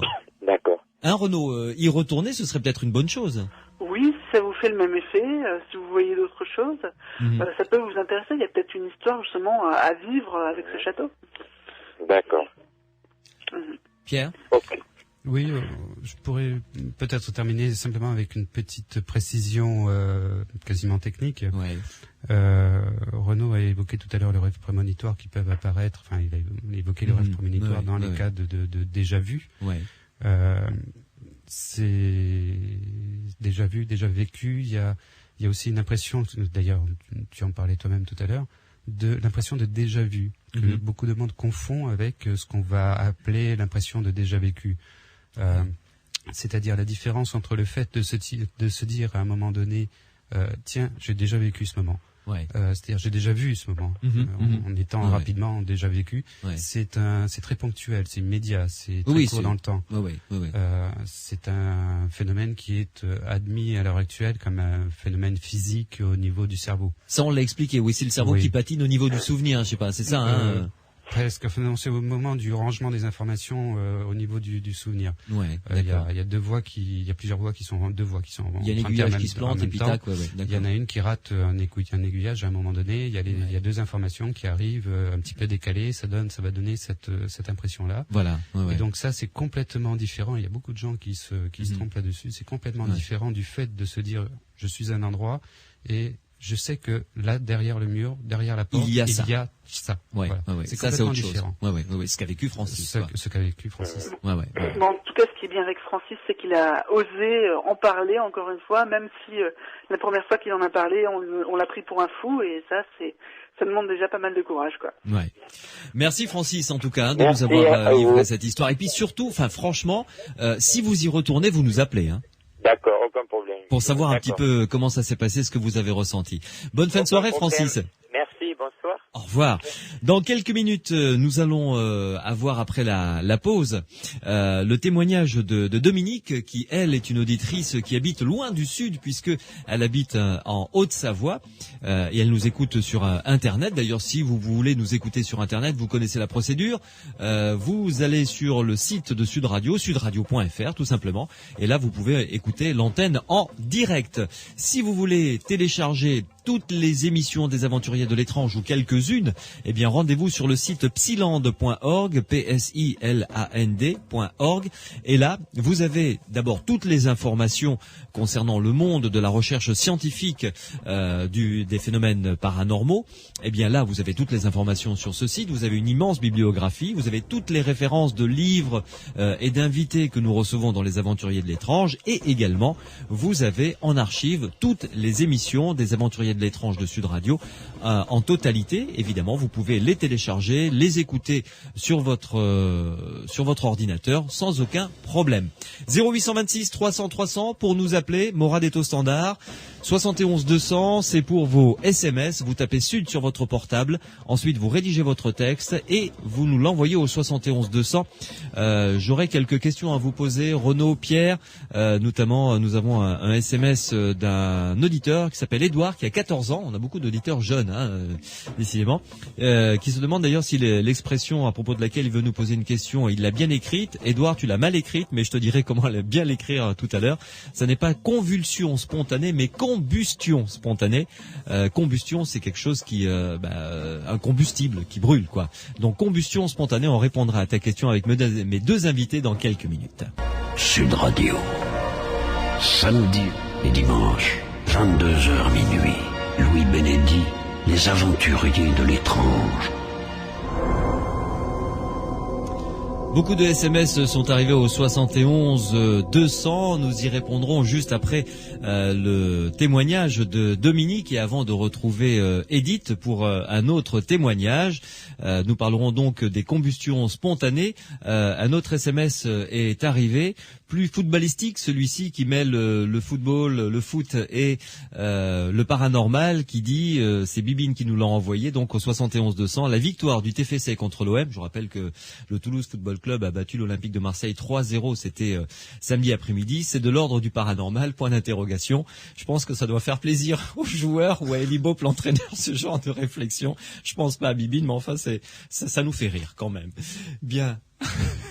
Alors, nous avons Dominique avec nous qui nous écoute depuis la Haute-Savoie. Bonsoir Dominique. Oui, bonsoir. C'est Dominique Garçon. Hein. Oui, Dominique Garçon. Oui, tout à fait. Pourquoi j'ai dit elle ? Oui. Ah, excusez-moi, décidément. Il n'y a pas de mal. Bon. Alors, mon cher Dominique, oui. vous nous écoutez sur Internet, c'est ça ? C'est ça. J'ai enregistré toutes les émissions et c'est vrai que je vous écoute comme ça et je vous félicite pour vos émissions d'ailleurs. Écoutez, c'est très gentil. Où êtes-vous en Haute-Savoie exactement ? Je suis sur Bonneville, ça se trouve à peu près à 40 km d'Annecy. Ouais. Et je suis à 30 km de Genève. D'accord. Belle région quand même, hein ? Oui, merci. Alors, mon cher Dominique, vous nous avez envoyé un mail très intéressant à étrange@sudradio.fr. Je le rappelle pour ceux qui voudraient nous écrire comme vous. Vous avez vécu dans votre vie jusqu'à maintenant 2 choses qui sont intéressantes. Il y en a eu même un peu plus que 2. Ah, très bien. Il y a eu plusieurs faits un peu inexpliqués, on va dire. Mm-hmm. Alors, on va commencer par cette histoire de porte que je trouve tout à fait intéressante. Racontez-nous ça. Alors ça date de quand d'abord ? Je pense que c'est en 83 ou en 84. 84, je peux pas vous dire précisément, mais j'avais à peu près 17 ans à cette époque. Et bon, j'étais chez mes parents, hein, et c'était un soir, j'étais dans le salon, donc j'étais assis sur le canapé tranquillement, et je me suis mis à fixer la porte du salon qui est entre le couloir et le salon, qui était ouverte. Ouverte à quel degré? Grande ouverte? ouverte, complètement ouverte. Hein. Ok. Et puis c'est vrai que pour moi c'était comme un jeu au départ, je m'étais fixé, j'avais dans l'idée de faire bouger cette porte, mentalement comme ça. Bon, j'y croyais pas vraiment, hein. Et puis je suis resté pas mal de secondes, peut-être même 2 minutes. Et c'est vrai que j'étais dans un état, je veux pas dire un état second, mais un état un peu spécial, on va dire. Et puis j'ai eu vraiment la grosse surprise de voir cette porte se fermer, pas brutalement, elle s'est fermée, mais vraiment je m'attendais pas à ça, quoi. Je me suis levé et la première chose que j'ai fait, c'est de vérifier s'il n'y avait pas de courant d'air ou de fenêtres ouvertes. Et il se trouve que toutes les fenêtres étaient fermées, les volets fermés, c'était en hiver. Je suis pas sûr, mais il me semble que c'était en hiver. Voilà. Et vous avez bien fait le tour, voir si... Ah oui, c'est la première chose que j'ai fait d'ailleurs. J'en revenais pas moi-même et j'ai fait le tour et j'étais dans la cuisine et toutes les fenêtres étaient fermées. Donc pour moi, il n'y a pas eu de courant d'air, quoi. Là, je suis formel. Formel. Question bête, mais je me dois de vous la poser. Cette porte avait l'habitude de se refermer toute seule, mal équilibrée Non, pas du tout. C'est d'ailleurs j'en ai parlé une fois avec mon beau-frère et non, cette porte fermée, elle ne se refermait pas toute seule. Hein. C'était vraiment, il n'y avait aucun système pour fermer la porte, quoi. Oui, tout à fait. Oui. Et vous êtes, pourquoi vous avez décidé de faire ça? Tiens, je vais faire une expérience comme ça. Je sais pas. J'ai pas vraiment le souvenir de ça, mais je sais que je me souviens bien d'avoir fixé cette porte et puis je pense que c'était une forme de jeu au départ et puis je sais pas, je peux pas dire vraiment pourquoi j'ai tenté cette expérience, mais je m'attendais pas à ce qu'elle vraiment marche. que la porte se bouge, quoi. Elle s'est carrément fermée, mais bon, elle s'est pas fermée brutalement, quoi. Ça s'est fait tranquillement. Est-ce que vous avez essayé de retenter l'expérience par la suite? Ça m'est arrivé un autre fait, c'était en 99. Bon, je suis chauffeur, hein, je conduis les camions. Et je rentrais de ma livraison et j'étais sur l'autoroute là, avec mon camion. Et c'est vrai que j'étais en train de penser à un ami qui était décédé depuis pas mal d'années là. Il était décédé, quelqu'un qui était décédé, un ami à moi, hein, depuis pas mal d'années. Et puis je pensais à lui et c'est vrai que j'ai le souvenir d'avoir parlé tout haut dans la cabine. Ça peut paraître assez bizarre, mais dans la cabine. Et puis de penser à lui et puis de dire à voix haute, d'avoir un signe, quelque chose. Et j'étais fixé sur des essuie-glaces. Moi, je m'attendais à faire bouger les essuie-glaces. C'est un peu similaire avec l'histoire de la porte, quoi. Et j'ai été surpris parce que je m'attendais pas. Et c'est le klaxon qui s'est mis à klaxonner pendant au moins 30 secondes, quoi. Et le klaxon est resté bloqué. Sans que vous n'ayez rien touché, bien sûr. Non, j'ai rien touché. Hein. Là, c'est la même chose. Le klaxon s'est mis à... Allô? Je crois que on a perdu notre ami Dominique en Haute-Savoie, à côté d'Annecy. On va le rappeler et le récupérer d'ici quelques instants, mais en tout cas, on peut déjà Renaud Évrard et Pierre Massias se pencher sur Dominique. Vous êtes là? Oui, allô. Ça y est, on vous a retrouvé. Oui, ça a coupé un moment. Oui, nous en étions au klaxon, donc. Non, je vous disais que le klaxon s'est mis en marche subitement. Et puis, pendant plus de 30 secondes, j'ai eu même du mal à l'arrêter. Et je m'attendais pas au klaxon, quoi, à vrai dire. Et j'ai vraiment été très surpris. J'ai même eu peur, là. Sur l'autoroute, hein. J'imagine que ça doit être un petit peu, Donc, c'est vrai que les deux expériences se ressemblent un peu, je trouve, mais bon... on va voir ça. Renaud Évrard, qu'en pensez-vous? Là, il se passe des choses bizarres, là. Donc, vous êtes peut-être fixé sur le téléphone, là, pour que ça coupe. En tout cas, moi, avant que vous commenciez à parler, le verre qui était à 50 cm de moi et qui me sert à me rincer un peu la gorge, a craqué. Je n'ai pas compris. Bon, voilà, quoi. Et donc, il s'est troué complètement, et l'eau est tombée. Bon, voilà. Ça commence mal, hein. Là, je suis pas content, là. C'est pas mal. Ça vous est jamais arrivé, ça, Dominique? Non, mais bon, j'ai fait une séance de spiritisme c'était en 2000. Hein. Ouais. C'est une séance qui a marché, d'ailleurs. Ouais. Bon, parce que c'était vraiment un titre de curiosité, je vais dire. Hein. Oui. Et donc, il se trouve que j'ai eu l'opportunité d'être avec des amis qui avaient déjà fait ça, moi jamais. Et donc, ça a marché. Et c'est vrai que c'est très surprenant, quoi. Qu'est-ce qui a marché? Il se trouve qu'ils avaient placé des lettres du Scrabble, ils avaient un Scrabble. Oui, comme un Ouija, quoi, c'est-à-dire voilà, les lettres tout en rond. Ouais. Un verre. Il se trouve que c'était dans un camping, hein, rien n'avait été préparé, quoi. Hein. Oui. Et c'était un soir, et puis on a attendu une bonne quinzaine de minutes, et puis le verre a commencé à tourner. C'est vrai qu'on n'est pas habitué, ça fait bizarre quand même. Ouais. Et puis voilà, on a eu pas mal d'esprits, si je peux dire ça comme ça, qui sont venus pour parler, quoi. Mais vous n'avez pas fait exploser le verre? Non, le verre n'a pas explosé. Non, c'est ce coup-ci, là. Désolé, Renaud, c'est tombé sur vous, là. Hein. Oui. Non, mais c'est vrai que là, apparemment, il y a, dans les phénomènes qui arrivent, on a du mal à savoir entre la part de curiosité, d'effets volontaires, d'effets involontaires par déplacement. Par exemple, vous pensez aux essuie-glaces et ça se passe sur le klaxon. Et donc, on retrouve finalement toute cette mythologie derrière, le fait que l'homme, dans son rapport à la matière, a toujours voulu dominer, a toujours voulu l'influencer, et il se passe quelque chose que vous revisitez à votre manière ici, et qui doit peut-être, je ne sais pas si ça vous trouble, mais en tout cas, ça doit vous satisfaire à certains endroits. Je pense qu'il y a plein de personnes qui aimeraient vivre ce genre d'expérience, même si... Excusez-moi, disons, moi, ça me trouble, et puis c'est vrai que, comment dire, moi je suis quand même quelqu'un de terre à terre, quand même, je crois pas n'importe quoi, hein. Oui. Et je trouve que ces expériences, quand je les ai fait, c'est vrai que je me suis trouvé dans un état, je veux pas dire un état second, mais un état spécial, je sais pas comment dire, des frissons, et je sais pas, je pourrais pas... oui, pas comme d'habitude de toute façon, ça c'est clair. Donc, je sais pas. Ouais. Là, Renaud, est-ce que vous pencheriez, vous, vers un phénomène psy que Dominique a provoqué? Oui, on pourrait dire, là, de toute façon, on n'est pas du tout dans un contexte expérimental, mais oui. Il y a certaines personnes comme ça qui peuvent vivre plusieurs fois dans leur vie certains phénomènes comme une PK. Si on conçoit que le phénomène est naturel et pas dangereux, du coup, fermer une porte et faire marcher un klaxon, il n'y a rien de dangereux, il n'y a rien de désagréable là-dedans. On peut tout à fait imaginer que ça se produit comme ça, qu'il y a des gens à qui il arrive beaucoup de phénomènes, pas forcément dans une recherche de ces phénomènes, mais voilà, quoi, le spontané, quoi. Ouais. Mais là, quand même, réussir à faire fermer une porte, c'est, je veux dire, c'est pas mal. Oui, c'est pas mal. On n'a pas vraiment de limite dans les phénomènes. Il peut réussir à fermer une porte, il peut soulever parfois une table, comme ça arrive.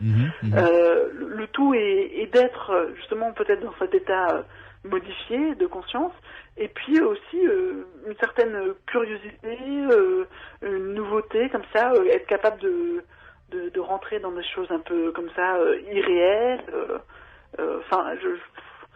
Je sais pas trop où je vais comme ça, mais... Ouais. Pierre, ton avis sur ces deux phénomènes que nous a rapportés Dominique? Oui, pour l'instant, je suis tout à fait Renaud. J'aimerais demander quand même à Dominique, à 17 ans... Oui, allô, excusez-moi, je vous entends pas bien. Hein. Ah, on va arranger ça. Mieux, là, voilà. D'accord. Oui, bonsoir Dominique. Je voulais vous demander de nous préciser un petit peu cette première fois à 17 ans, quelle idée vous a traversé l'esprit de vouloir fermer cette porte. Je vois mal la situation. Oui, pour moi c'est assez vague. Moi j'ai le souvenir d'avoir fixé cette porte. Pourquoi pour moi c'est un peu un mystère. Pourquoi j'ai fixé cette porte? Peut-être une forme de jeu au départ.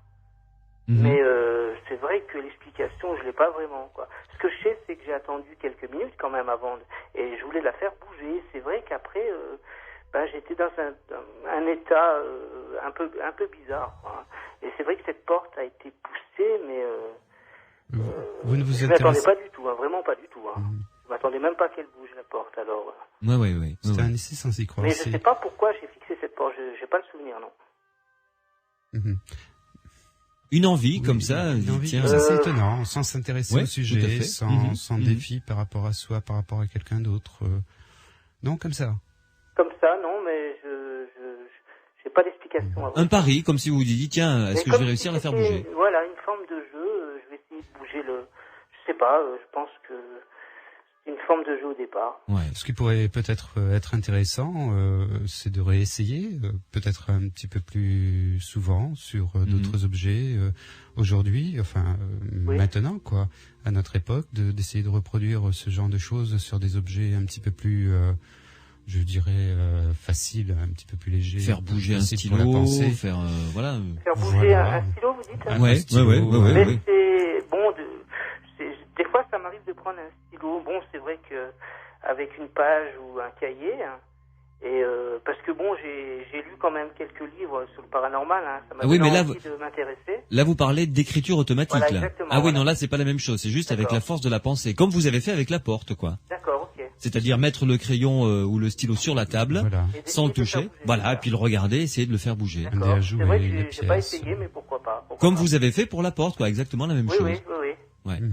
Je sais pas. C'est intéressant d'essayer, pourquoi pas. Ça pourrait donner des développements intéressants, tout à fait. Tout à fait. En revanche, si vous tentez et si ça marche, vous nous tenez au courant, bien sûr. Promis.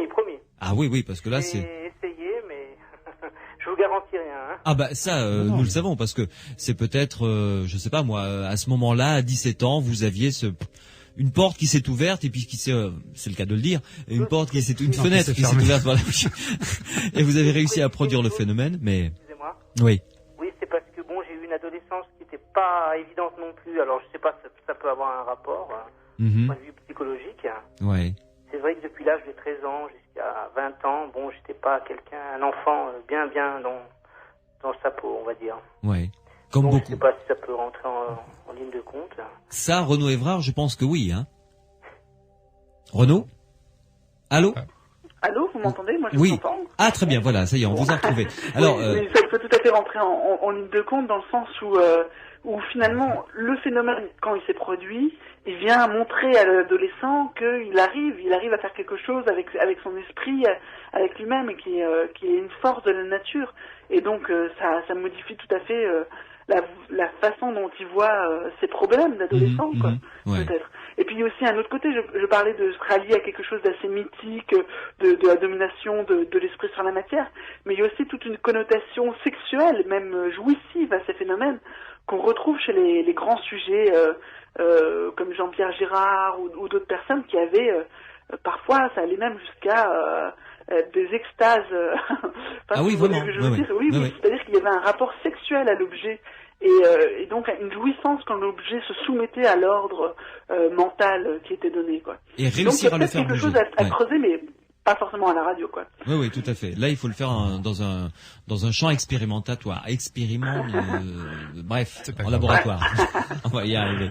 En tout cas, merci beaucoup, Dominique, de nous avoir relaté cette histoire. Et puis, bien continuer à nous écouter sur sudradio.fr pour écouter l'émission en direct. Et puis, pour télécharger Les Aventuriers de l'étrange dans sa totalité, les archives, c'est sur psilande.org qu'il faut se rendre avec toutes les références, que ce soit la bibliographie, que ce soit la référence concernant nos invités. C'est sur psilande.org. Une pause et on se retrouve dans quelques instants toujours avec Pierre Massias et avec Renaud Évrard pour répondre à tous les SMS nombreux que vous nous avez envoyés au 71 200. Vous pouvez continuer à nous en envoyer et ensuite nous écouterons le témoignage d'Edith. Sud Radio, samedi et dimanche, 22h minuit. Louis Bénédy, les aventuriers de l'étrange. En compagnie de Renaud Évrard, qui appartient au GEIMI, le groupe d'étudiants de l'Institut Métapsychique International, qui est la référence en France concernant l'étude scientifique des phénomènes paranormaux. Pierre Massias, du site internet psilande.org, qui est la référence du site internet pour tout ce qui est ce même domaine, la recherche scientifique des phénomènes paranormaux, et également concernant les aventuriers de l'étrange, puisque vous allez pouvoir y télécharger la totalité ou les émissions qui vous intéressent intéresse, dans toutes les archives des aventuriers de l'étrange depuis le mois de mars. Vous allez retrouver toutes les émissions en ligne. Les SMS qui sont arrivés depuis le début de l'émission s'accumulent, donc nous allons répondre à toutes les questions que nous posent nos auditeurs par SMS au 71 200. Renaud Évrard, une question pour vous, je pense, parce que un auditeur nous demande y aura-t-il un jour une émission sur la régression? Et il cite même, j'ai lu 2 livres d'un auteur qui s'appelle Patrick Drouot à ce sujet, et dit cet interlocuteur dans ses SMS, j'ai été interloqué. D'abord, pouvez-vous nous dire ce en quoi consiste, Renaud, la régression? Alors, je suis pas trop sûr de quoi on parle, parce qu'il y a plusieurs domaines qui utilisent ce mot, mais ce serait peut-être les régressions sous hypnose, parce que c'est un sujet qui a beaucoup interrogé les gens, et là, c'était le fait très critiqué finalement, de retourner grâce à l'hypnose à des souvenirs qu'on avait perdus, donc ça va bien, mais ça peut être des souvenirs qu'on était dans le ventre de notre mère, et ça a été jusque des souvenirs de vie antérieure, supposés. Voilà, c'est ça. Et donc, là où ça posait problème, c'est que finalement, sous hypnose, on a une possibilité de création de souvenirs, en fait, de récits fantasmatiques, et finalement les vies antérieures qui étaient rapportées et prises très au sérieux, parce que parfois corrélées avec des choses très réelles que la personne n'avait pas eu connaissance. Vous voyez comment le psy peut venir valider n'importe quelle hypothèse. Et là, en fait, il y avait des critiques qui ont été faites comme quoi c'était pas vraiment du réel, quoi. Il y avait une grande part d'imaginaire là-dedans. Mais ça peut être très intéressant de faire venir, par exemple, quelqu'un qui s'y connaît en hypnose et qui pourrait nous parler de tous les problèmes autour de l'hypnose, quoi. De tout ce qu'on est possible de faire avec, quoi. Donc, en ce qui concerne la régression, pour finir de répondre à la question, vous êtes un petit peu réservé. Bon, peut-être, ouais. Là, je regarde un peu, je connais pas trop Patrick Drouot, mais c'est vrai que lui, il est dans quelque chose de la réincarnation. Il est vraiment, lui, il est parti jusqu'au bout, quoi, de la théorie. Bon, après, il peut peut-être le défendre, je connais pas trop son travail. Mais bon. Pierre Mathias. Oui, j'adhère complètement à ce que vient de dire Renaud. La moindre des choses, c'est d'avoir la plus grande prudence par rapport aux expériences qu'on peut avoir, les expériences de régression, en particulier sous hypnose, où, comme disait Renaud, le souvenir peut être reconstruit, peut être amené, suscité par l'hypnotiseur lui-même. Et ça, je dirais, à la limite, dans le meilleur des cas. Dans des cas plus sauvages, ça peut être plus spectaculaire, où l'hypnotiseur va faire revivre non plus une vie antérieure humaine, mais une vie d'animal.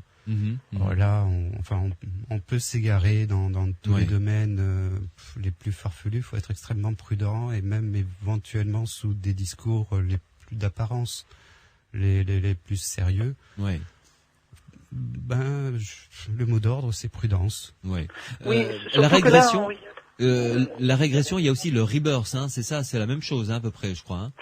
Pas vraiment, non. Le rebirth, c'est une technique thérapeutique qui prend pas forcément en compte une réalité des réincarnations, mais le fait que ces vies antérieures, imaginaires, sont très utiles finalement pour se reconstruire des personnalités, des choses qu'on a peut-être laissées de côté dans notre développement.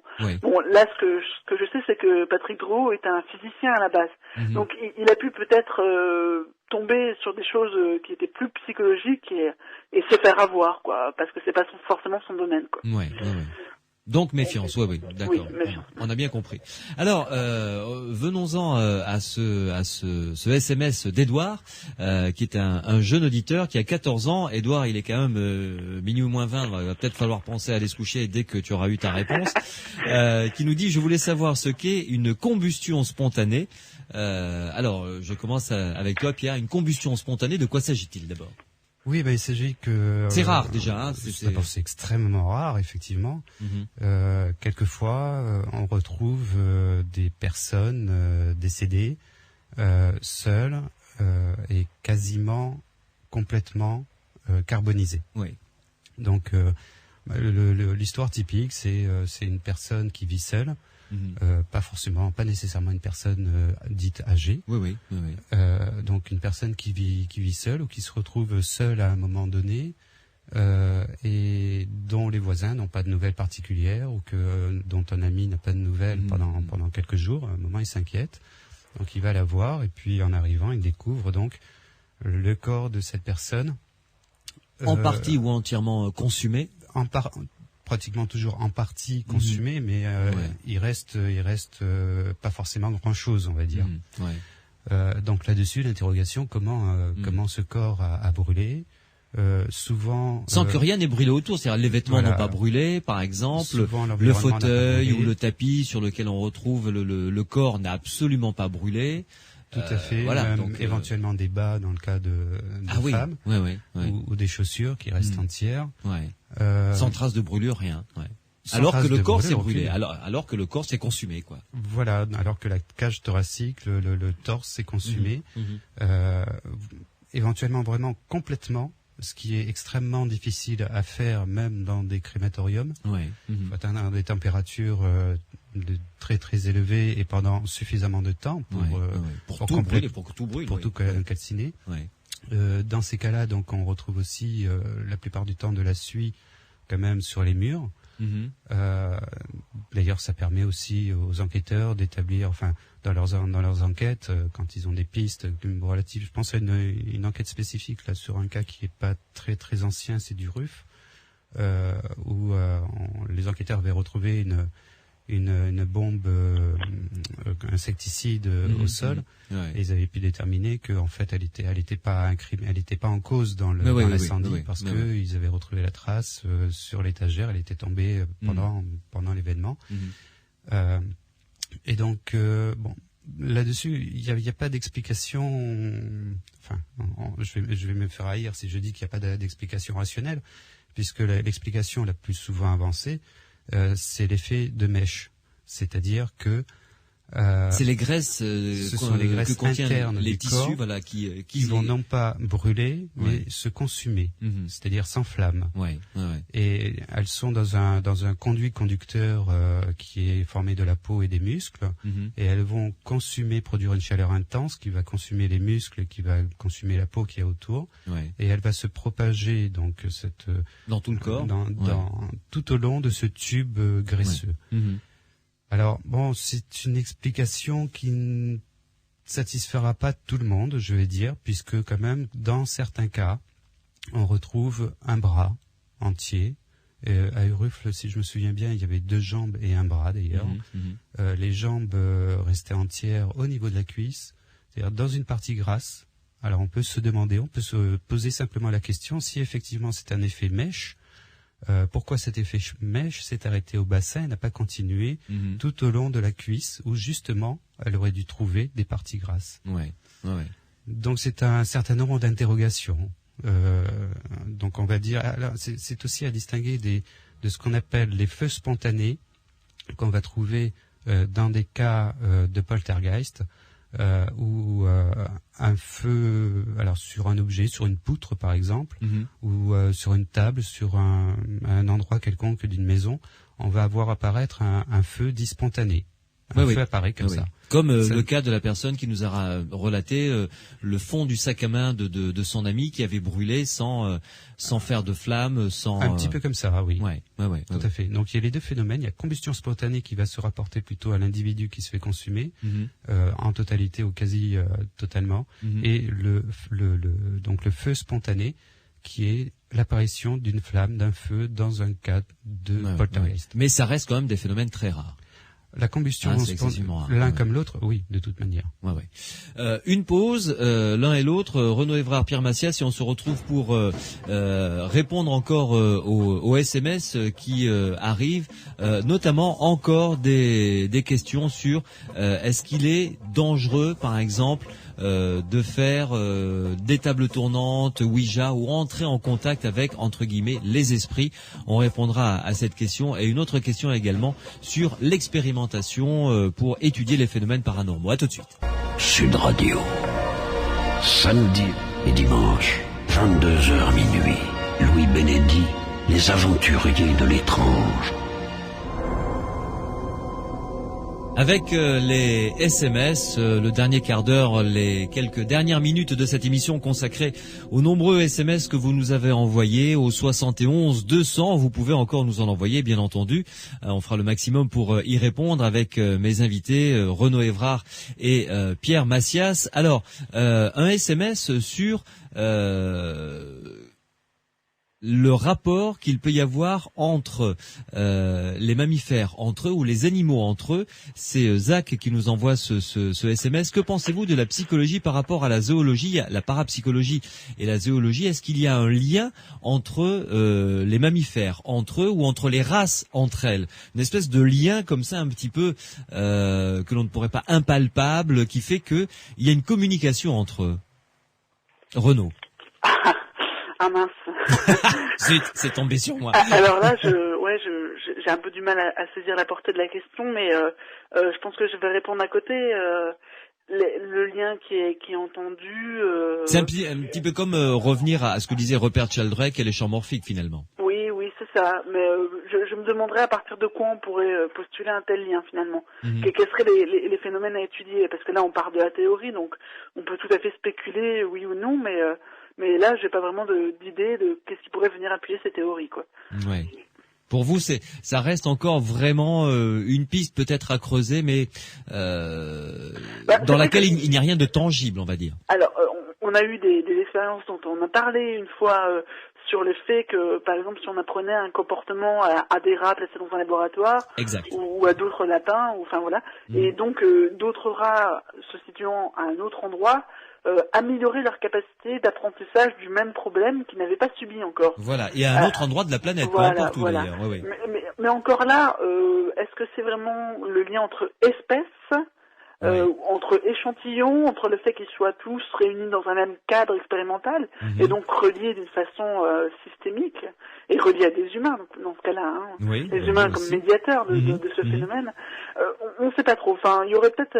moi, j'ai pas assez creusé la question pour répondre, en fait. Oui, et Pierre Massias. Oui, c'est une question un petit peu délicate dans la mesure où elle n'est pas forcément évidente à traiter. Les rapports entre les animaux, on a évoqué Sheldrake, le lien télépathique entre le maître et son chien ou son chat. Oui. On pourrait très bien. Sheldrake a évoqué aussi le lien entre son maître et son perroquet. Oui, tout à fait, avec des expériences tout à fait étonnantes d'ailleurs. Tout à fait étonnantes. Vraiment. Et on parle souvent de l'influence des dauphins sur les enfants ou des personnes malades de maladies psychologiques. Il y a un lien qui, manifestement, il y a un lien. Maintenant, ce dont il faut faire attention, c'est de ne pas tomber dans l'anthropomorphisme, c'est-à-dire donner aux animaux des pensées humaines. Des pensées, des attitudes, des comportements humains. Mais il paraît indéniable quand même qu'il y a des relations particulières entre, en particulier, dauphins et enfants. Le dauphin qui aurait le cerveau, le mammifère qui a le cerveau le plus évolué, je crois. C'est ça. Oui, tout à fait. Et qui a aussi un certain nombre de comportements. Il sait se reconnaître dans un miroir. Il sait que c'est lui. Il a la conscience de lui-même. Ouais. Tout ça, c'est à manipuler avec beaucoup de précautions, mais on ne peut pas dénigrer un rapport quand même. Un rapport entre les deux. Alors, il y a pas mal de questions qui sont arrivées d'ailleurs par mail. Une auditrice de l'Aveyron qui nous a envoyé un mail sur étrange@sudradio.fr. Il y a également pas mal de SMS qui sont arrivés dans ce sens concernant toujours la communication avec, entre guillemets, l'au-delà, les esprits. Renaud Évrard, là, je me tourne vers vous et on revient un petit peu à la question que l'on s'est posée de manière plus générale au début de l'émission. Est-ce que la communication avec les esprits ou chercher à communiquer avec eux peut être dangereux? Oui, alors ça, on s'était même posé encore cette question la semaine dernière. Finalement, les gens écoutent pas, quoi. Non, la communication, encore une fois, les pratiques de communication sont normales. On peut pas empêcher ça. Enfin, on peut pas dire aux gens arrêtez, vous craignez quelque chose, ou sinon on rentre tout de suite dans une théorie très négative ou comme quoi appeler les esprits, c'est appeler les mauvais esprits ou appeler le malin et donc se créer des problèmes. Et là, on n'en est pas là parce que là, on rentre tout de suite dans un système de croyance. On dit que appeler les esprits, c'est toujours une démarche qui peut être personnelle ou groupale, un jeu, une curiosité. Là où ça devient dangereux, c'est quand ça devient une dépendance et quand ça devient associé à une théorie qui justement est nuisible en elle-même parce qu'elle nuit au-delà même de la séance en fait. Elle poursuit la personne qui se pose plein de questions sur finalement l'influence que peut avoir cet autre monde sur elle-même, sur son monde à elle. Bah oui. Et c'est là que ça devient vraiment problématique. Mais à ce moment-là, vous pouvez tout à fait consulter un psychologue ou un psychiatre. Je pense qu'il y a des gens tout à fait ouverts à discuter de ces questions, sans vous prendre tout de suite pour fou, mais bon, j'espère. Mais je pense qu'on peut tout à fait, ça peut être un problème comme un autre. Voilà, quoi. Oui. Pierre. Oui, j'adhère complètement à ce que vient de dire Renaud. Je pense que je vais pas avoir grand-chose à ajouter. Il y a un autre, c'est Pascal qui nous a envoyé ce SMS, qui nous demande quelle est l'attitude à avoir par rapport à un objet. Là, il nous l'a envoyé quand on parlait de psychokinèse avec le témoignage de Dominique qui a fait refermer cette porte. Quel est le rapport que l'on doit avoir avec l'objet qu'on a envie de déplacer? Renaud, question pertinente pour quelqu'un qui veut expérimenter. Est-ce que c'est juste comme ça se dire bon, je le fais à vide avec rien dans le cerveau ou voilà, quelle attitude? Ah oui, mais là il y aura plein de gens pour vous donner des manuels de comment manipuler cet objet. Mais là je pense pas pouvoir vous en donner parce que cette relation justement elle est tellement personnelle, cette interaction finalement, parce que l'objet a sa part aussi là-dedans. Et il y avait comme ça un ingénieur qui s'appelait Pierre Janin, qui était membre d'un groupe d'études en parapsychologie. C'est lui qui a inventé ce qu'on appelle le psychoscope. Vous savez, ce petit objet qui bouge selon le hasard, en fait. Et donc, lui, ce qu'il avait essayé de faire comme expérience, c'était de faire des expériences de psychokinèse qui marchent bien, et donc de créer une relation avec son psychoscope qui, habillé, paré d'un petit costume, pouvait tout à fait sembler être un animal qui se déplace comme ça, et donc il l'appelait son psychoscope avec un petit nom. Donc il créait une relation affective avec le psychoscope pour pouvoir justement mesurer ensuite des choses. Mais lui-même dit que ça n'a pas abouti, et que finalement, même en faisant comme ça, même avec n'importe quelle technique finalement, il n'aboutit pas à pouvoir utiliser cet objet comme il l'entendait. Ça arrivait parfois, mais ça ne marchait pas à tous les coups. Pierre, pas de conseils précis à donner. Faites comme vous le sentez, quoi, en gros. Petit cours de psychokinèse en 3 leçons. Oui, c'est un peu ça. Non, il n'existe absolument aucun cours, enfin aucune formule exacte. Il n'y a pas de recette. Il n'y a pas de recette. Sinon, ça serait. Il y a des choses qui paraissent évidentes. Il faut se croire capable de le faire déjà pour une part. Il faut pas faire ça un jour où on est stressé, où on vient d'avoir un accident de la route. La motivation est vraiment très importante, évidemment. Le rôle de la motivation, c'est pas évident. Enfin, c'est pas aussi clair que ça. C'est trop de motivation, ça peut gâcher l'effet. Faut faire attention. Donc je dirais, il faut faire ça un petit peu dans un esprit de désintéressement aussi, peut-être. Ne pas vouloir absolument que ça se produise, c'est encore recréer du stress. Il faut se détendre au maximum. Comme l'a fait Dominique, quoi, en fait. Voilà, tout à fait. Il l'a tenté en n'y croyant pas trop, tout en y croyant. Enfin, une espèce de milieu bizarre comme ça. Non-attente, distance par rapport à la chose. Faut pas lui donner trop d'importance. Faut utiliser peut-être des objets aussi. Alors là, je vais dire, nous on va le savoir, mais peut-être aussi la personne qui va essayer pour elle-même des objets ludiques, comme pourquoi pas comme quelque chose comme le psychoscope, un petit robot qui va se déplacer un petit peu n'importe comment. Après tout, Péoc a fait ses expériences. C'est une autre démarche. Par exemple, comment faire naître un phénomène de psychokinèse chez le poussin? On utilise un psychoscope et on se réfère à la thèse de médecine de Péoc. qui est sur ton site psylande.org d'ailleurs. Voilà, tout à fait. Ouais. C'est-à-dire qu'on fait croire, René Péoc, docteur, fait croire au poussin que ce petit robot c'est sa maman, quoi. Voilà, il lui a fait croire dès la naissance, il a mis en contact avec le dicoscope, ce qui fait que le poussin croyait que c'était sa mère, il le suivait partout. Et ensuite, quand il immobilisait le poussin dans une petite cage, le déplacement aléatoire du ticoscope n'était plus tout à fait aléatoire et avait tendance à aller vers le poussin. Ouais. Donc le poussin, lui, il se pose pas de questions, il se pose pas la question de Dieu ou d'esprit ou de je le veux ou je le veux pas. Il veut voilà exactement, il veut sa mère. Il faut peut-être rechercher cet état d'esprit là. Ouais. Essayez en tout cas, et si ça donne des résultats, vous n'hésitez pas à nous contacter. Merci beaucoup Renaud Évrard en tout cas. Merci à vous et puis bonne nuit. Et le verre, ça y est, vous avez réussi. Mais c'était bizarre cette histoire de verre quand même qui claque juste au moment où Dominique nous parle de ses expériences de psychokinèse. C'est trop fragile, je sais pas. Merci beaucoup Renaud en tout cas, bonne fin de soirée. À très bientôt dans Les Aventuriers de l'étrange sur Sud Radio. Merci beaucoup Pierre. Merci Louis. À très bientôt. Sud Radio.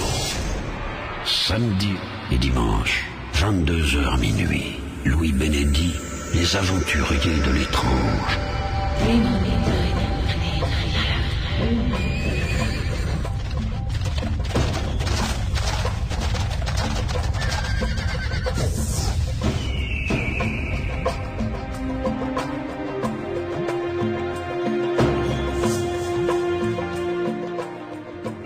Pour une prochaine émission que je suis en train de préparer avec mon équipe sur les rêves prémonitoires, consacrés uniquement aux rêves prémonitoires, j'ai besoin de vos témoignages. Alors pour nous envoyer vos témoignages pour que l'on puisse ensuite revenir vers vous, vous nous appelez au 0826 300 300, notre standard fonctionne 24 heures sur 24. Là cette fois-ci, vous tomberez directement sur la boîte vocale des Aventuriers de l'étrange, vous nous laissez votre message, en n'oubliant pas évidemment vos coordonnées pour que je puisse vous rappeler. Vous pouvez également nous contacter par mail étrange@sudradio.fr. Vous nous envoyez un mail, toujours évidemment avec vos coordonnées, pour que l'on puisse vous rappeler que vous participiez à cette émission. Avant de vous quitter, je vous rappelle que vous allez pouvoir réécouter ces deux émissions de samedi et dimanche sur le site internet psylande.org. Vous allez pouvoir télécharger l'émission, l'écouter sur votre iPod, sur votre lecteur MP3 ou en direct sur internet. Psylande, PSILAND.org. Vous allez pouvoir donc réécouter toutes les émissions ou celles que vous désirez depuis le mois d'avril. En ce qui concerne le week-end prochain, il n'y aura pas de sport, donc émission dans leur totalité, 22h minuit, samedi et dimanche. Samedi, nous parlerons d'alchimie. Peut-on réussir à faire de l'or à base de plomb? Question que l'on se posera et que l'on posera à nos spécialistes qui seront les invités. Et ensuite, dimanche, cela on ira faire un petit tour dans la forêt de Brocéliande et on ira se balader dans le mythe des chevaliers de la table ronde et du roi Arthur. Est-ce qu'ils ont existé? Quelle est la part de la légende, de la réalité concernant le roi Arthur, Lancelot du Lac, Merlin l'Enchanteur? Nous verrons cela dimanche de 22h jusqu'à minuit. Passez une bonne soirée. Merci à Mathieu qui a réalisé cette émission, Morad qui était au standard, Pierre Massias qui m'aide à la construire. Bonne semaine à l'écoute des programmes de Sud Radio et à samedi prochain.